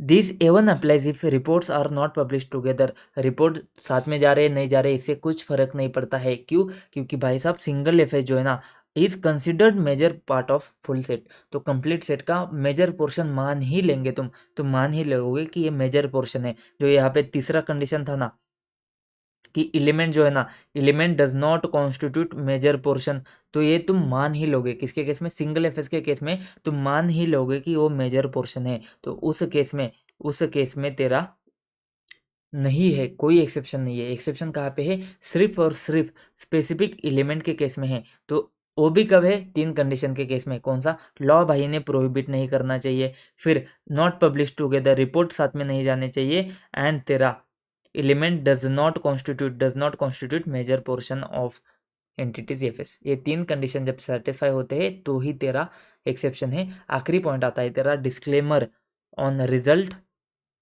ये जो पॉइंट है ना भाई साहब बहुत खतरनाक है, और मैं आपको बताऊँ इस पॉइंट को मैं अच्छे से समझा नहीं पाऊंगा। ठीक है, क्योंकि मेरे पास उतना सपोर्टिंग के लिए पढ़ने के लिए अभी तक कुछ आया नहीं है इसके बारे में, एंड मुझे अच्छे से समझ में नहीं आ रहा है कि ऐसे कहना क्या जाता है। ठीक है, मैं आपको बताता हूँ कि सबसे पहले मैंने यहाँ पे लिखा है कि इफ़ लॉजिकली अगर तुमको ये माइंड एक्सेप्ट नहीं करता है जो मैं चीज़ अभी बताने वाला हूँ, तो इसको एमसीक्यू पॉइंट ऑफ व्यू से तुम रिमेंबर कर लो। बात क्या आती है देख, डिस्क्लेमर ऑन रिजल्ट या फिर कैश फ्लो। तो तूने डिस्क्लेमर ऑफ ओपिनियन दिया है किसके ऊपर, रिजल्ट ऑफ ऑपरेशन या फिर कैश फ्लो के ऊपर, with unmodified opinion on state of affairs for complete set of FS. नहीं समझेगा, मैं बोल रहा हूँ नहीं समझेगा, ध्यान दे। क्या तूने डिस्क्लेमर ऑफ ओपिनियन दिया है ऑन रिजल्ट ऑफ ऑपरेशन, मतलब क्या, प्रॉफिट एंड लॉस अकाउंट के ऊपर, एंड कैश फ्लो के ऊपर, cash flow statement might be issued with unmodified opinion, unmodified opinion दिया है स्टेट ऑफ अफेयर्स मतलब बैलेंस शीट के ऊपर। सर ऐसा पॉसिबल है क्या? तो देख ऐसे जैसे बोल रहा है ना ये, तो वैसे तो पॉसिबल लग रहा है मुझे, ठीक है। जैसे इसने बोला है कि ये पॉसिबल है, इन्होंने क्या बोला है, in some cases result of operation, operation के ऊपर तूने डिस्क्लेमर दिया है, ऑपरेशन के रिजल्ट के ऊपर तूने डिस्क्लेमर दिया है, या फिर कैश फ्लो के ऊपर तूने डिस्क्लेमर दिया है, फिर भी तू बैलेंस शीट के ऊपर, बैलेंस शीट के ऊपर तू क्या कर रहा है, अनमॉडिफाइड ओपिनियन दे रहा है। दिस इज परमिटेड, इन्होंने बोला है कि इसको ये परमिटेड है because the disclaimer is limited to the result of operation and cash flow only and not the FS as a whole. ये मुझे एक्सेप्टेबल नहीं था स्टार्टिंग में, क्यों? क्योंकि मेरा ऐसा कहना है, ठीक, तो डिस्क्लेमर कब देता है, जब तेरा परवेजिव है, जब तेरा इम्पैक्ट परवेजिव है, ठीक है। डिस्क्लेमर कब देगा, जब तेरा इम्पैक्ट परवेजिव है। अगर इम्पैक्ट परवेजिव है तो ऊपर हमने बात करी क्या, सिंगल एफएस को हम क्या करते हैं, सिंगल एफएस को हम एक्सेप्शन नहीं देते अनमॉडिफाई करने का, क्यों? क्योंकि वो मेजर पोर्शन का कॉन्स्टिट्यूट करता है ना भाई साहब, वो मेजर पोर्शन है ना। तो ये भी तेरा डिस्क्लेमर तू दे रहा है रिजल्ट को लेकर या फिर अनमॉडिफाइड ओपिनियन को लेकर, तो बैलेंस शीट तेरा भाई मेजर पोर्शन है ना, तो इसमें तू अनमॉडिफाइड ओपिनियन कैसे दे सकता है? देख भाई, मेरे को नहीं पता मैं समझा पाऊंगा कि नहीं, लेकिन एमसीक्यू पॉइंट ऑफ व्यू से तुझे याद रखना पड़ेगा इसको। मैं ट्राई करता हूँ, मैं कोशिश करता हूँ तुझे समझाने की। एक मिनट रुक जा, एक मिनट रुक जा, बात क्या हो रही है, रिजल्ट ऑफ ऑपरेशन है, रिजल्ट ऑफ ऑपरेशन है मतलब क्या, तेरा प्रॉफिट एंड लॉस अकाउंट है, प्रॉफिट एंड लॉस अकाउंट है, ठीक है। एंड कैश फ्लो है तेरा, एंड कैश फ्लोज है, कैश फ्लोज है मतलब क्या है, तेरा कैश फ्लो स्टेटमेंट है। तो तेरे एफएस में मोटा मोटी तीन चीज़ें तो आती है, profit and loss account, cash flow statement and balance sheet. ये बोलता है कि ये दो चीज़ें ना, ये दो चीज़ें ना, ये दो चीज़ों के ऊपर तू डिस्क्लेमर दे रहा है, डिस्क्लेमर दे रहा है मतलब तुझे सबूत ऑप्टेन नहीं हुआ है, इसमें बहुत ज़्यादा गड़बड़ है, तू डिस्क्लेमर दे रहा है। बट बैलेंस शीट में, बैलेंस शीट में तू अनमॉडिफाइड ओपिनियन दे रहा है, अनमॉडिफाइड ओपिनियन दे रहा है, अनमॉडिफाइड ओपिनियन दे रहा है बैलेंस शीट के ऊपर। ये चलेगा क्या? तो ऐसे नहीं बोला है कि हाँ ये परमिटेड है, ऐसे नहीं बोला है कि ये परमिटेड है। अभी मुझे नहीं समझ में आता है कि ये कैसे परमिटेड है, ठीक है, क्योंकि मेरे हिसाब से अगर ऑपरेशन में गड़बड़ है, कैश फ्लो में गड़बड़ है, तो मेजर पोर्शन है ना, तो डिस्क्लेमर दे रहा है मतलब तेरे को परवेजिव इम्पैक्ट है, तो परवेजिव इम्पैक्ट है तो उसका चीज़ बैलेंस शीट में तो आएगा ही आएगा ना भाई साहब, उसका इम्पैक्ट बैलेंस शीट में आएगा, तो उसके ऊपर अनमॉडिफाइड ओपिनियन तुम कैसे दे सकते हो? तो इसका एक पॉसिबिलिटी ऐसा हो सकता है, क्या देख, मैं जो बोल रहा हूँ ना तेरे को, मैं जो अभी बता रहा हूँ ना, उसका सपोर्टिंग के लिए मेरे पास बैकअप नहीं है। मैं बोल रहा हूँ कि मैं बहुत ज़्यादा सोच के, बहुत ज़्यादा जगह पे रिसर्च करके मैं ये बोल रहा हूँ कि ऐसा हो सकता है, ऐसा हो सकता है कि मैनेजमेंट ने क्या किया है, मैनेजमेंट ने स्कोप लिमिटेशन डाल दिया है ऑपरेशंस के ऊपर। तो ऑपरेशंस के ऊपर कुछ चेक करने के लिए मैनेजमेंट ने क्या किया है, स्कोप लिमिटेशन डाल दिया है। स्कोप लिमिटेशन है मतलब मैनेजमेंट बोलता है कि ये चेक मत कर। तो अगर ये चेक मत कर बोल रहा है ना, तो ऑडिटर उधर जाके चेक नहीं करता है, तो ऑडिटर चेक नहीं करता है, इसकी वजह से उसने क्या किया है, डिस्क्लेमर ऑफ ओपिनियन दिया है। लेकिन बैलेंस शीट की कुछ चीज़ें आती है ना, बैलेंस शीट के कुछ चीज़, जैसे कि अभी देख यहाँ पे तूने क्या किया है, यहाँ पे तूने ऑपरेशन के रिजल्ट देखे मतलब पी&एल में आ गया है तू, जैसे कि तेरा रेवेन्यू आता है, तो उसी का रिफ्लेक्ट बैलेंस शीट में क्या जाएगा, रिसीवेबल्स, रिसीवेबल है ना, एंड इन्वेंट्री, इन्वेंट्री जाएगा। इसके ऊपर तुझे सबूत मिल चुका है, इसके ऊपर ऑडिट एविडेंस मिल चुका है। रिसीवेबल के लिए तेरे पास एक्सटर्नल कंफर्मेशन है, इन्वेंट्री के पास तूने फिजिकल वेरिफिकेशन वगैरह सब चीज़ अच्छे से किया है, तो इसके ऊपर तुझे सबूत ऑब्टेन हो चुका है। हालांकि तू रेवेन्यू के लिए कुछ चीज़ चेक नहीं कर पाया बिकॉज ऑफ स्कोप लिमिटेशन, इसकी वजह से तूने डिस्क्लेमर ऑफ ओपिनियन दे दिया, लेकिन तुझे इन्वेंट्री एंड रिसीवेबल के ऊपर तो कंफर्ट है ना, तो बैलेंस शीट के अमाउंट जितने हैं ना, उस सब के ऊपर तुझे कंफर्ट है, तो उसके केस में तू अनमॉडिफाइड ओपिनियन दे सकता है, अगर तू ऑपरेशन के केस में या फिर कैश फ्लो के केस में डिस्क्लेमर देता है। ये बात ऐसी आती है। लेकिन मैं इसको देखो मुझे ज़्यादा एक्सेप्टेबल नहीं है अभी के लेवल पे, ठीक है, अभी के लेवल पे जो अभी का मेरा नॉलेज बेस है ना, उसके लेवल पे मुझे ये चीज़ ज़्यादा अच्छे से समझ में नहीं आ रही है। क्यों? क्योंकि देख भाई, कहीं ना कहीं तेरा हर इम्पैक्ट बैलेंस शीट के ऊपर जाएगा। तो बैलेंस शीट में अनमॉडिफाइड ओपिनियन कैसे दे सकता है तू? जैसे कि अगर तू कुछ भी चीज़ प्रॉफिट एंड लॉस के उठाता है ना, तो उसका इफेक्ट कहाँ पे जाएगा? प्रॉफिट जो है ना अल्टीमेटली रिटेन अर्निंग में तो जाएगा ना भाई साहब, रिटेन अर्निंग में तो जाएगा ना। तो रिटेन अर्निंग का पोर्शन तो आ गया ना बैलेंस शीट में, तो उसके ऊपर तो अनमॉडिफाइड ओपिनियन कैसे दे सकता है?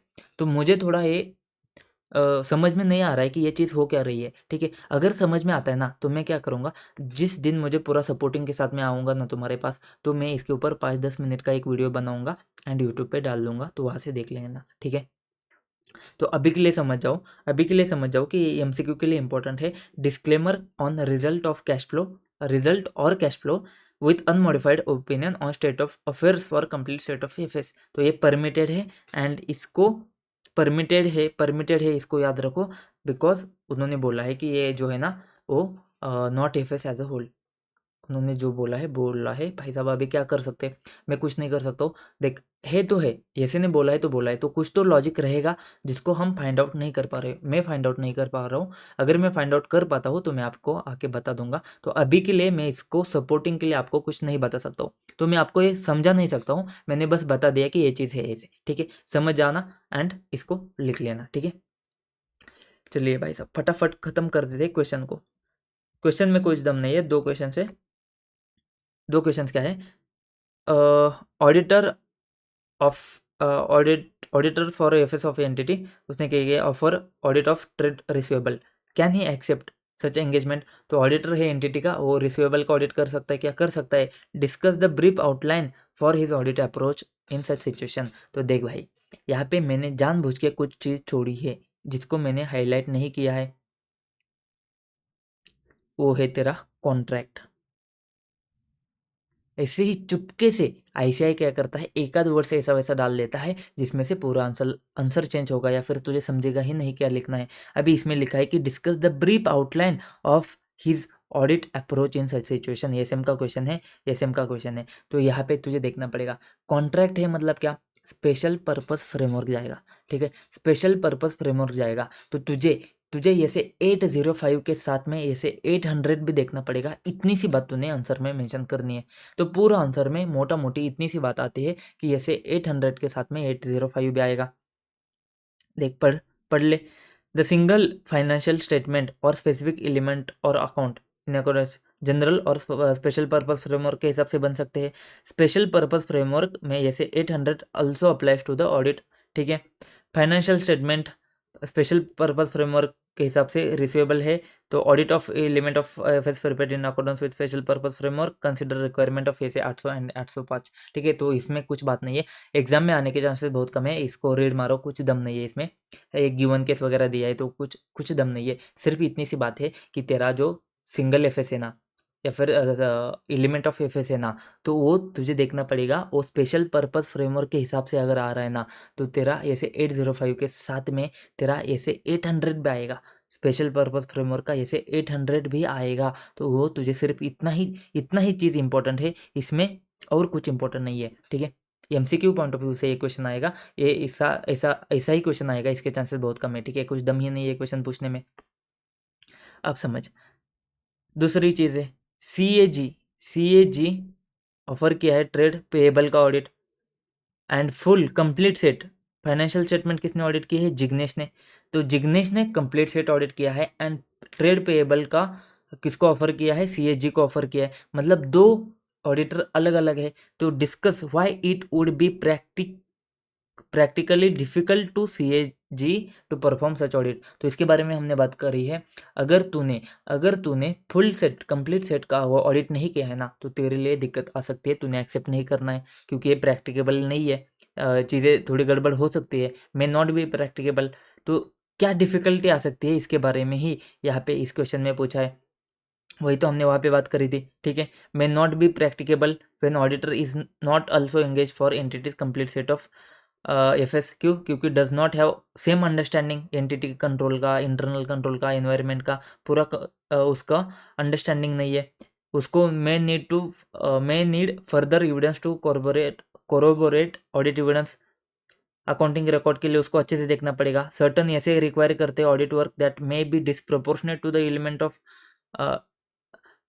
Element being audited. इसके लिए हमने एग्जांपल लिया था जैसे 570, उसको फर्क नहीं पड़ता कि तू चेक क्या कर रहा है, तो इसी वजह से may not be practicable. The auditor may discuss with the management whether another type of engagement might be more practicable. तो इसको तूने वहां से लिखना है, वो जो हमने पॉइंट्स लिखे ना, यही सारे पॉइंट्स है। तो कोई दम नहीं है क्वेश्चन में, तो कोई दम नहीं है, ठीक है, क्वेश्चन में तो कोई दम नहीं है। कौन से पॉइंट से देख, कहाँ पे गया स्टार मार्क, याद आया, ये देख स्टार किया हुआ, यही तो चीज़ आती है ना। लिमिटेड अंडरस्टैंडिंग है, लैक ऑफ ऑडिट एविडेंस है, कोरोबोरेट ऑडिट एविडेंस है 570 में, तो डिस्प्रोपोर्शनेट है to the work performed, not practicable है, तो क्या कर, अदर अदर एंगेजमेंट में जा सकता है क्या, देख ले।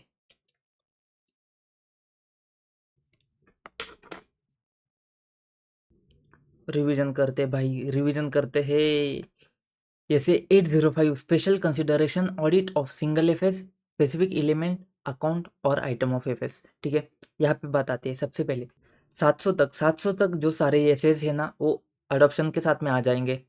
बात आती है कि जनरल पर्पस फ्रेमवर्क के लिए ए से 805 एप्लीकेबल होता है। अगर स्पेशल पर्पस फ्रेमवर्क है ना तो 805 को भी तुमने, सॉरी 805 जो है ना जनरल पर्पस के केस में आता है। अगर स्पेशल पर्पस है ना तो तुमको 800 वाला जो ऐसे है ना स्पेशल पर्पस वाला, उसको भी साथ में अप्लाई करना है। यहाँ पे बताते हैं कि ये किसके ऊपर अप्लाई नहीं करता है, ये कंपोनेंट ऑडिटर के ऊपर ये अप्लाई नहीं होता है, ग्रुप एंगेजमेंट के केस में नहीं अप्लाई होता है।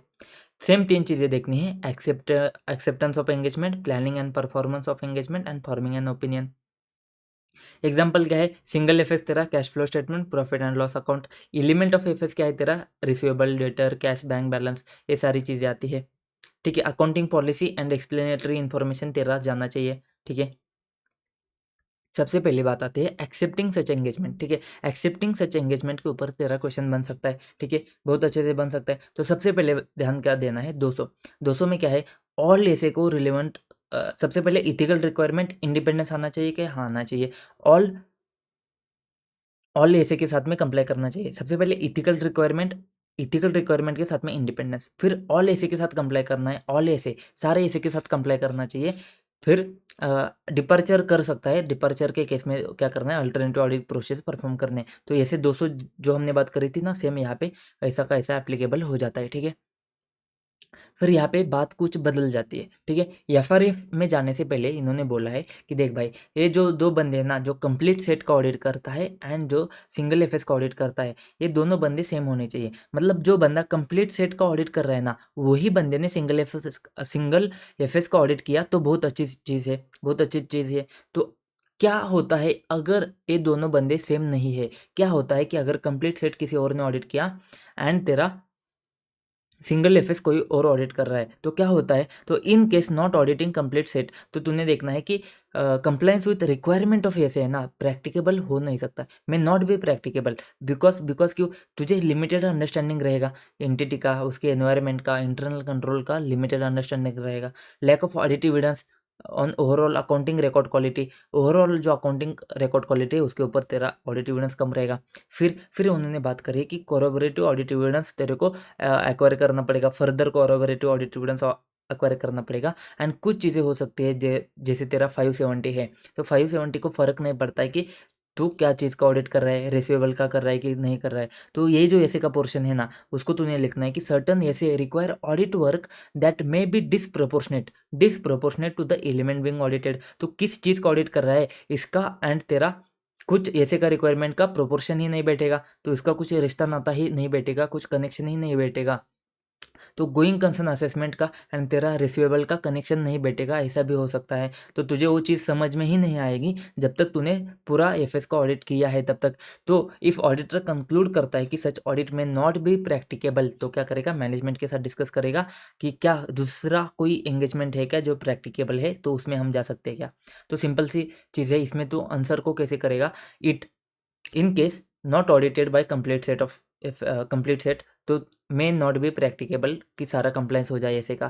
क्यों, देख भाई तेरे को पूरा कंप्लीट अंडरस्टैंडिंग नहीं है, सिंपल सी बात है, कंप्लीट अंडरस्टैंडिंग नहीं है एंटिटी का, एनवायरनमेंट का, इंटरनल कंट्रोल का, ठीक है।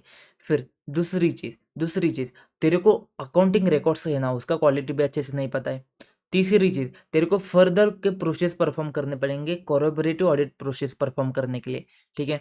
जैसे कि इंटरकनेक्टेडनेस हमने देखा कि तो रिसीवेबल देख रहा है लेकिन इन्वेंट्री है, रेवेन्यू है, वो क्या है, इंटरकनेक्टेड है। तो उसके लिए तुझे क्या करना पड़ेगा, कोलैबोरेटिव प्रोसेस और कोलैबोरेटिव ऑडिट एविडेंस परफॉर्म करना पड़ेगा। एंड कुछ ऐसे का रिक्वायरमेंट है ना, वो डिसप्रोपोर्शनेट है, तो क्या चेक कर रहा है, जैसे कि 570 का रिक्वायरमेंट डिसप्रोपोर्शनेट है कि तू क्या चेक कर रहा है, तो तू देख ले कि प्रैक्टिकेबल नहीं हो सकता है। नहीं हो सकता है तो मैनेजमेंट के साथ डिस्कस कर ले एंड देख ले, दूसरे एंगेजमेंट में जा, ठीक है। एफआरएफ के बारे में इतनी सी बात ध्यान में रखो, एफआरएफ के बारे में एक तो 210 के हिसाब से होना चाहिए। एफआरएफ जब भी आता है तो ध्यान देना 210 में जाओ, फिर बात करो कि यूज़र का इंटेंडेड यूज़र के ऊपर तुम्हारा फोकस होना चाहिए, disclosure for intended user to understand the information. फिर अगर एफआरएफ जो फ्रेमवर्क है ना, इस्टेब्लिश्ड स्टैंडर्ड सेटिंग ऑर्गेनाइजेशन का फ्रेमवर्क है ना, तो प्रेजेंटेशन डिस्क्लोजर अप्रोप्रिएट है क्या, देखो स्पेसिफिक इन्फॉर्मेशन के हिसाब से, ठीक है। फिर आता है प्लानिंग एंड परफॉर्मिंग। तो एक हिस्सा हो गया तुम्हारा ऊपर वाला, दूसरा हिस्सा क्या है तुम्हारा, planning and performing such engagement. तो हमने ऐसे 800 में क्या देखा था, 200, 260, 320 एंड 700। तो इसमें से 200 तो हमने ऊपर ही डिस्कस किया, कहाँ पे, तुम्हारा एक्सेप्टिंग में, देखो ऊपर डिस्कस किया है 200 वाला एक्सेप्टिंग सच एंगेजमेंट में। तो अब क्या बचता है, अब बचता है 260 एंड 320। बट यहाँ पे उन्होंने सबसे पहले बोला है कि ऑल रिलेवेंट ऐसे को तुमने कंप्लाई करना चाहिए। तो ऑल रिलेवेंट ऐसे में वो तो आ जाएगा तेरा विथ अडॉप्शन, लेकिन यहाँ पे 260 के साथ में उन्होंने और कुछ कुछ ऐड किया है। क्या हमने बोला, 40, 50, 60, 70, 40, 50, 60, 70, 40 एंड 60 ये 200 की सीरीज के, 50 एंड 70 ये 500 की सीरीज के। तो 240, 550 एंड 570 ये तेरे तीन ऐसे आ जाएंगे। वो रिमेन्स रिलेवेंट, क्यों, क्योंकि यहाँ पे तेरा जो पोर्शन है ना, वो जो एलिमेंट है या फिर सिंगल एफएस है ना, वो फ्रॉड की वजह से, रिलेटेड पार्टी की वजह से या फिर गोइंग कंसर्न की वजह से अफेक्ट कर सकता है। तो 250, 240, 550 एंड 570 ये तीन तो आ जाएंगे। 260 same to same copy paste ऊपर का, सिर्फ लिखना कैसे है देखो, वो जो पर्सन है जो TCWG है वो मे not be the same, may not be the same कौन से, कंप्लीट सेट के लिए जो पर्सन थे वही सेम पर्सन तुम्हारे सिंगल एफएस के लिए रहेंगे, ऐसा नहीं है, may not be the same. फिर 320 में आ जाओ, मटेरियलिटी। वो मटेरियलिटी तेरा अभी तू कहाँ पे, अभी तो छोटे लेवल पे सिंगल एफएस या फिर एलिमेंट के लेवल पे। तो यहाँ पे मटेरियलिटी जो तेरा कंप्लीट सेट का था ना, उससे कम आ सकता है, माइट बी लोअर। एंड यहाँ पे तुझे देखना पड़ेगा कि ऑडिट प्रोसीजर्स का नेचर, टाइमिंग, एक्सटेंट तेरा यहाँ पे देखना पड़ेगा, ठीक है। यहाँ पे हमने बात करी थी स्मॉलर एरर जो है ना, वो might be material for the specific element but not for the enter FS. फिर हमने बात करी थी क्या जो मैं कंप्लीट सेट का ऑडिट एविडेंस यूज़ कर सकता हूँ क्या, हमने बोला क्यों नहीं कर सकता, कर लेना, लेकिन यहाँ पे तुझे स्पेसिफिक प्रोसेस तो परफॉर्म करने पड़ेंगे, एडिशनल प्रोसेस परफॉर्म करने पड़ सकते हैं जैसे कि रिक्वायरमेंट के हिसाब से। फिर दूसरी बात आती है कि इंटर रिलेशनशिप हो सकता है। तो इंटर रिलेशनशिप होता है तो परफॉर्म कर procedures on relation to the interrelated item. तो दूसरे आइटम जो है ना, जैसे कि तू रिसीवेबल चेक कर रहा है तो इन्वेंट्री एंड रेवेन्यू दोनों के ऊपर तू क्या कर, प्रोसेस परफॉर्म कर ले, ठीक है। ये बात आती है। फिर form of opinion, form of opinion में सबसे पहले 210 में जाके तो टर्म्स वगैरह देख ले, फॉर्म ओपिनियन कैसा देना है वो सब देख ले। इंपॉर्टेंट बात आती है कि दो टाइप के ओपिनियन जाएंगे तेरा अनमॉडिफाइड के केस में, कौन से, फेयर प्रेजेंटेशन फ्रेमवर्क या फिर कंप्लायंस फ्रेमवर्क के दो टाइप में जा सकते हैं। तो फेयर प्रेजेंटेशन फ्रेमवर्क में तेरे पास दो ऑप्शन है, क्या, fair FS present fairly in all material respect, या फिर give true and fair view, ये दो आ जाते हैं तेरे फेयर प्रेजेंटेशन केस में। कंप्लायंस के केस में prepared in all material respect, ठीक है। यही बात को लेकर प्रेजेंटेशन, फेयर प्रेजेंटेशन कब जाएगा, इसको लेकर तूने कुछ कुछ चीज ध्यान में रखने हैं। कौन से फैक्टर तूने ध्यान में रखने कि फेयर प्रेजेंटेशन कब जाएगा।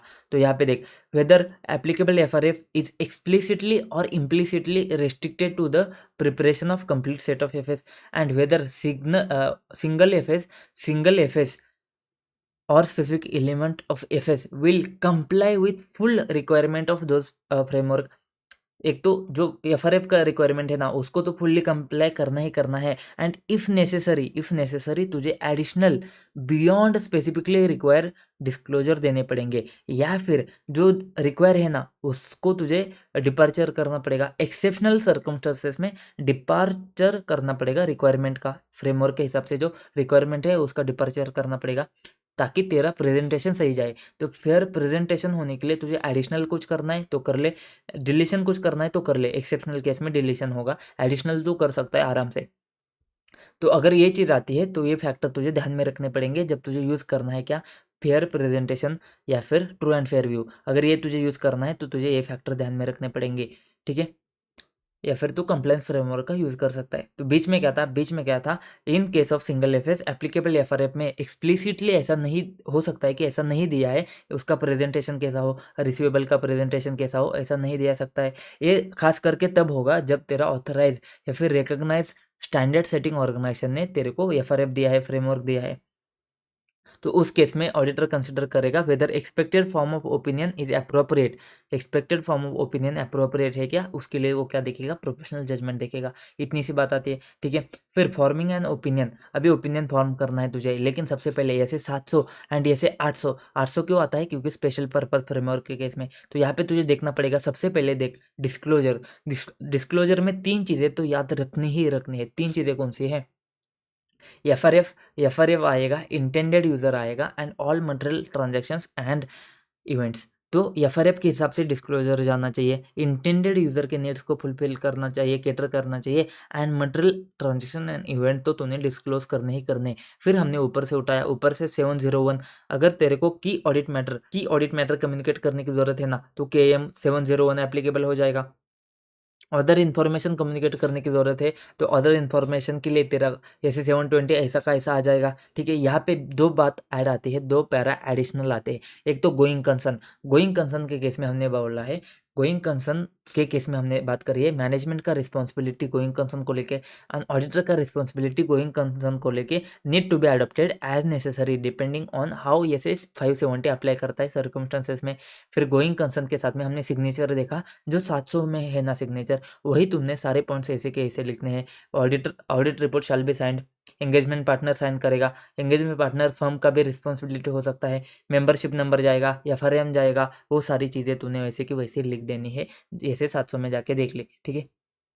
फिर हम बोलते हैं कि देख भाई, कंप्लीट सेट ऑफ एफएस का इम्पैक्ट इम्प्लीकेशन सिंगल एफएस के ऊपर, एलिमेंट ऑफ एफएस के ऊपर जाता है क्या, एंड वो कैसे जाता है। तो सबसे पहले अगर वो डायरेक्टली है ना, मैटर अगर डायरेक्टली इंक्लूड हुआ है ना तेरे कंप्लीट सेट में, तो तू उसको रेफर करेगा। जैसे कि अगर तेरा क्वालिफिकेशन है कंप्लीट सेट में रिसीवेबल को लेकर, एंड तेरा एलिमेंट ऑफ एफएस रिसीवेबल को लेकर ही एड्रेस करता है, तो उस केस में तो डायरेक्टली आ जाएगा, तेरा इम्पैक्ट डायरेक्टली आ जाएगा क्वालिफिकेशन के ऊपर।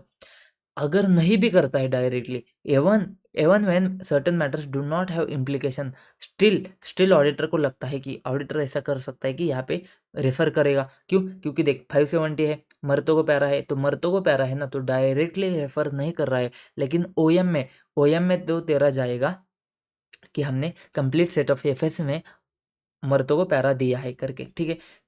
फिर दूसरी बात आती है कि यहाँ पे ये जो कनेक्शन है ना, ये जो मैटर इंक्लूड करने हैं तेरे को ऑडिट रिपोर्ट में, उसका जो रिलेवेंस है ना, उसको कैसे समझेगा। एक तो तेरा प्रोफेशनल जजमेंट है इसको, तो फैक्टर्स क्या है तुझे कैसे समझेगा कि इम्प्लीकेशन क्या आएगा। फैक्टर्स क्या है, तो फैक्टर्स में मैंने बोला matter difference time, matter difference time, matter का nature, pervasiveness of matter, nature of matter, pervasiveness of matter, difference time. FRF में डिफरेंस है, एंड तेरा डिफरेंस पीरियड है, एंड तीसरा टाइम इलेप्स कितना हुआ है। तो सबसे पहले मैटर देख, मैटर को क्या देखेगा तो कंप्लीट सेट ऑफ एफएस का मैटर, उसका एक्सटेंड कितना है सिंगल एफएस को लेकर, ठीक है। फिर देखेगा परवेजिवनेस किसके लिए, कंप्लीट सेट ऑफ एफएस के लिए। फिर देखेगा डिफरेंस, एफआरएफ दोनों के एफआरएफ अलग अलग है, एंड फिर देखेगा डिफरेंट पीरियड डिफरेंट है। जैसे कि तेरा कंप्लीट सेट 31 मार्च तक था, एंड तेरा सिंगल एफएस 31 मार्च तक है, तो 31 दिसंबर एंड 31 मार्च तो डिफरेंट पीरियड है एंड टाइम इलेप्स हुआ है, तो कंप्लीट सेट जो है ना तेरा 2020 का है एंड तो अब जाके समरी एफएस दे रहा है, तो टाइम कितना इलेप्स हुआ है from the date of auditor's report on the complete set of FS. ठीक है, ये क्वेश्चन आ सकता है, ये अमेंडेड वाला पोर्शन है, तो इसको तुम मार्क कर लो, इसको भी तुम क्या करो अपना वो स्टार वाला तुम कर लो। ठीक है, स्टार वाला मार्क कर लो यहाँ पे भी। ठीक है, इफ ऑडिटर अंडरटेक करता है एंगेजमेंट सिंगल एफएस का इन conjunction with complete set of FS, दोनों का साथ में जा रहा है ना, तो क्या करेगा, सेपरेट सेपरेट ओपिनियन देगा, एक्सप्रेस करेगा सेपरेट सेपरेट ओपिनियन। ये दो रिपोर्ट साथ में जा सकते हैं क्या, साथ में जा सकते हैं only if presentation of both FS are clearly differentiated. अगर नहीं है ना तो तुम क्या करो, प्रेजेंटेशन क्लियरली डिफरेंशिएटेड नहीं है तो मैनेजमेंट के पास जाओ, उसको बोलो रेक्टिफाई कर ले सिचुएशन को। Auditor shall also differentiate opinion on both of FS and not issue auditors report containing opinion on single FS या फिर एलिमेंट एफएस के ऊपर ओपिनियन नहीं जाएगा until satisfied with differentiation. Impact of opinion में हमने क्या बात करी, मॉडिफाइड ओपिनियन है, ईओएम ओएम पैरा है, मर्तोगो पैरा है, या फिर 720 के हिसाब से अनकरेक्टेड मटेरियल मिसस्टेटमेंट है, तो कंसिडर करेगा इम्प्लीकेशन किसके इसमें सिंगल एफएस में या फिर एलिमेंट एफएस में, तो कंसिडर करेगा उसकी इम्प्लीकेशन। फिर हम बात करेंगे स्पेसिफिकली एडवर्स या फिर डिस्क्लेमर ओपिनियन दिया है तुमने कंप्लीट सेट में, तो क्या तुम अनमॉडिफाइड ओपिनियन दे सकते हो क्या सिंगल एफएस में या फिर एलिमेंट के केस में। तो सबसे पहले तो ऐसे 705 डज नॉट परमिट, तुमने क्या लिखना है, ऐसे 705 डज नॉट परमिट, सबसे पहले परमिट नहीं करता है कि तू अनमॉडिफाइड ओपिनियन दे दे किसमें, सिंगल एफएस में या फिर एलिमेंट ऑफ एफएस में। लेकिन बाद में वो सॉफ्टली उन्होंने क्या किया है, एक्सेप्शन डाल दिया है। एक्सेप्शन किसको दिया है, स्पेसिफिक एलिमेंट को दिया है। स्पेसिफिक एलिमेंट के केस में ऐसा हो सकता है कि तेरा कंप्लीट सेट में डिस्क्लेमर जा रहा है, एडवर्स ओपिनियन जा रहा है, लेकिन यहाँ पे स्पेसिफिक एलिमेंट के केस में अनमॉडिफाइड ओपिनियन जा रहा है, तो ऐसा कर सकता है, लेकिन 3 कंडीशन सेटिस्फाई होने चाहिए। 3 कंडीशन कौन से, 3 कंडीशन बहुत इंपॉर्टेंट है। लॉ भाई ने रिस्ट्रिक्ट नहीं करना चाहिए, auditor is not prohibited by law और रेगुलेशन। दूसरी कंडीशन क्या है, जो रिपोर्ट है ना वो साथ में नहीं जाने चाहिए। कौन सी रिपोर्ट, जो तेरा कंप्लीट सेट में तेरा डिस्क्लेमर जा रहा है एंड सिंगल में तेरा क्या जा रहा है, सम स्पेसिफिक एलिमेंट के केस में तेरा अनमॉडिफाइड ओपिनियन जा रहा है, तो ये दो रिपोर्ट तेरे साथ में नहीं जाने चाहिए। एंड ये जो एलिमेंट है ना वो तेरा मेजर पोर्शन नहीं होना चाहिए। ठीक है, वो जो एलिमेंट है वो तेरा मेजर पोर्शन कॉन्स्टिट्यूट नहीं होना चाहिए। ये 3 कंडीशन है तो रिपोर्ट दे सकता है। सिंगल एफएस के केस में तो एक्सेप्शन है ही नहीं है, सिंगल एफएस के केस में एक्सेप्शंस नहीं है। एवन दो तो साथ में नहीं दे रहा है ना, फिर भी एक्सेप्शन नहीं है। क्यों, क्योंकि सिंगल एफएस को हम मान लेंगे कि वो मेजर पोर्शन है, सिंगल एफएस को हम मान लेंगे कि वो मेजर पोर्शन है, इसकी वजह से हमने एक्सेप्शन नहीं दिया है। तो सिंगल एफएस में तो तेरा डिस्क्लेमर या फिर एडवर्स ओपिनियन जाएगा ही जाएगा। उस केस में तो क्या बोलेगा कि भाई साहब हम नहीं कर सकते, इसमें डिस्क्लेमर ओपिनियन जाएगा, क्योंकि कंप्लीट सेट ऑफ एफएस में डिस्क्लेमर ओपिनियन गया है या फिर एडवर्स ओपिनियन गया है, तो उधर परवेजिव है तो इधर तो नहीं कर सकता है। सिंगल एफएस में हो सकता है, सॉरी एलिमेंट ऑफ एफएस में हो सकता है कि तेरा अनमॉडिफाइड ओपिनियन जाए। क्यों, क्योंकि वो मैटर की वजह से डिस्क्लेमर नहीं है, तो वो मैटर अच्छा है ना, वो मैटर सुरक्षित है ना, वो साफ सुथरा है ना, वो निरमा से धुला हुआ है ना, तो अगर वो धुला हुआ है ना, दूध का धुला हुआ है ना, तो उसमें तूने क्या कर सकता है, अनमॉडिफाइड ओपिनियन जा सकता है। लेकिन 3 कंडीशन है, देख भाई 3 कंडीशन 3 बार बोल चुका हूँ मैं। लॉ भाई ने रिस्ट्रिक्ट नहीं करना चाहिए, लॉ भाई ने रिस्ट्रिक्ट नहीं करना चाहिए, लॉ भाई ने रिस्ट्रिक्ट नहीं करना चाहिए। दूसरी चीज should not be publish together, not publish together.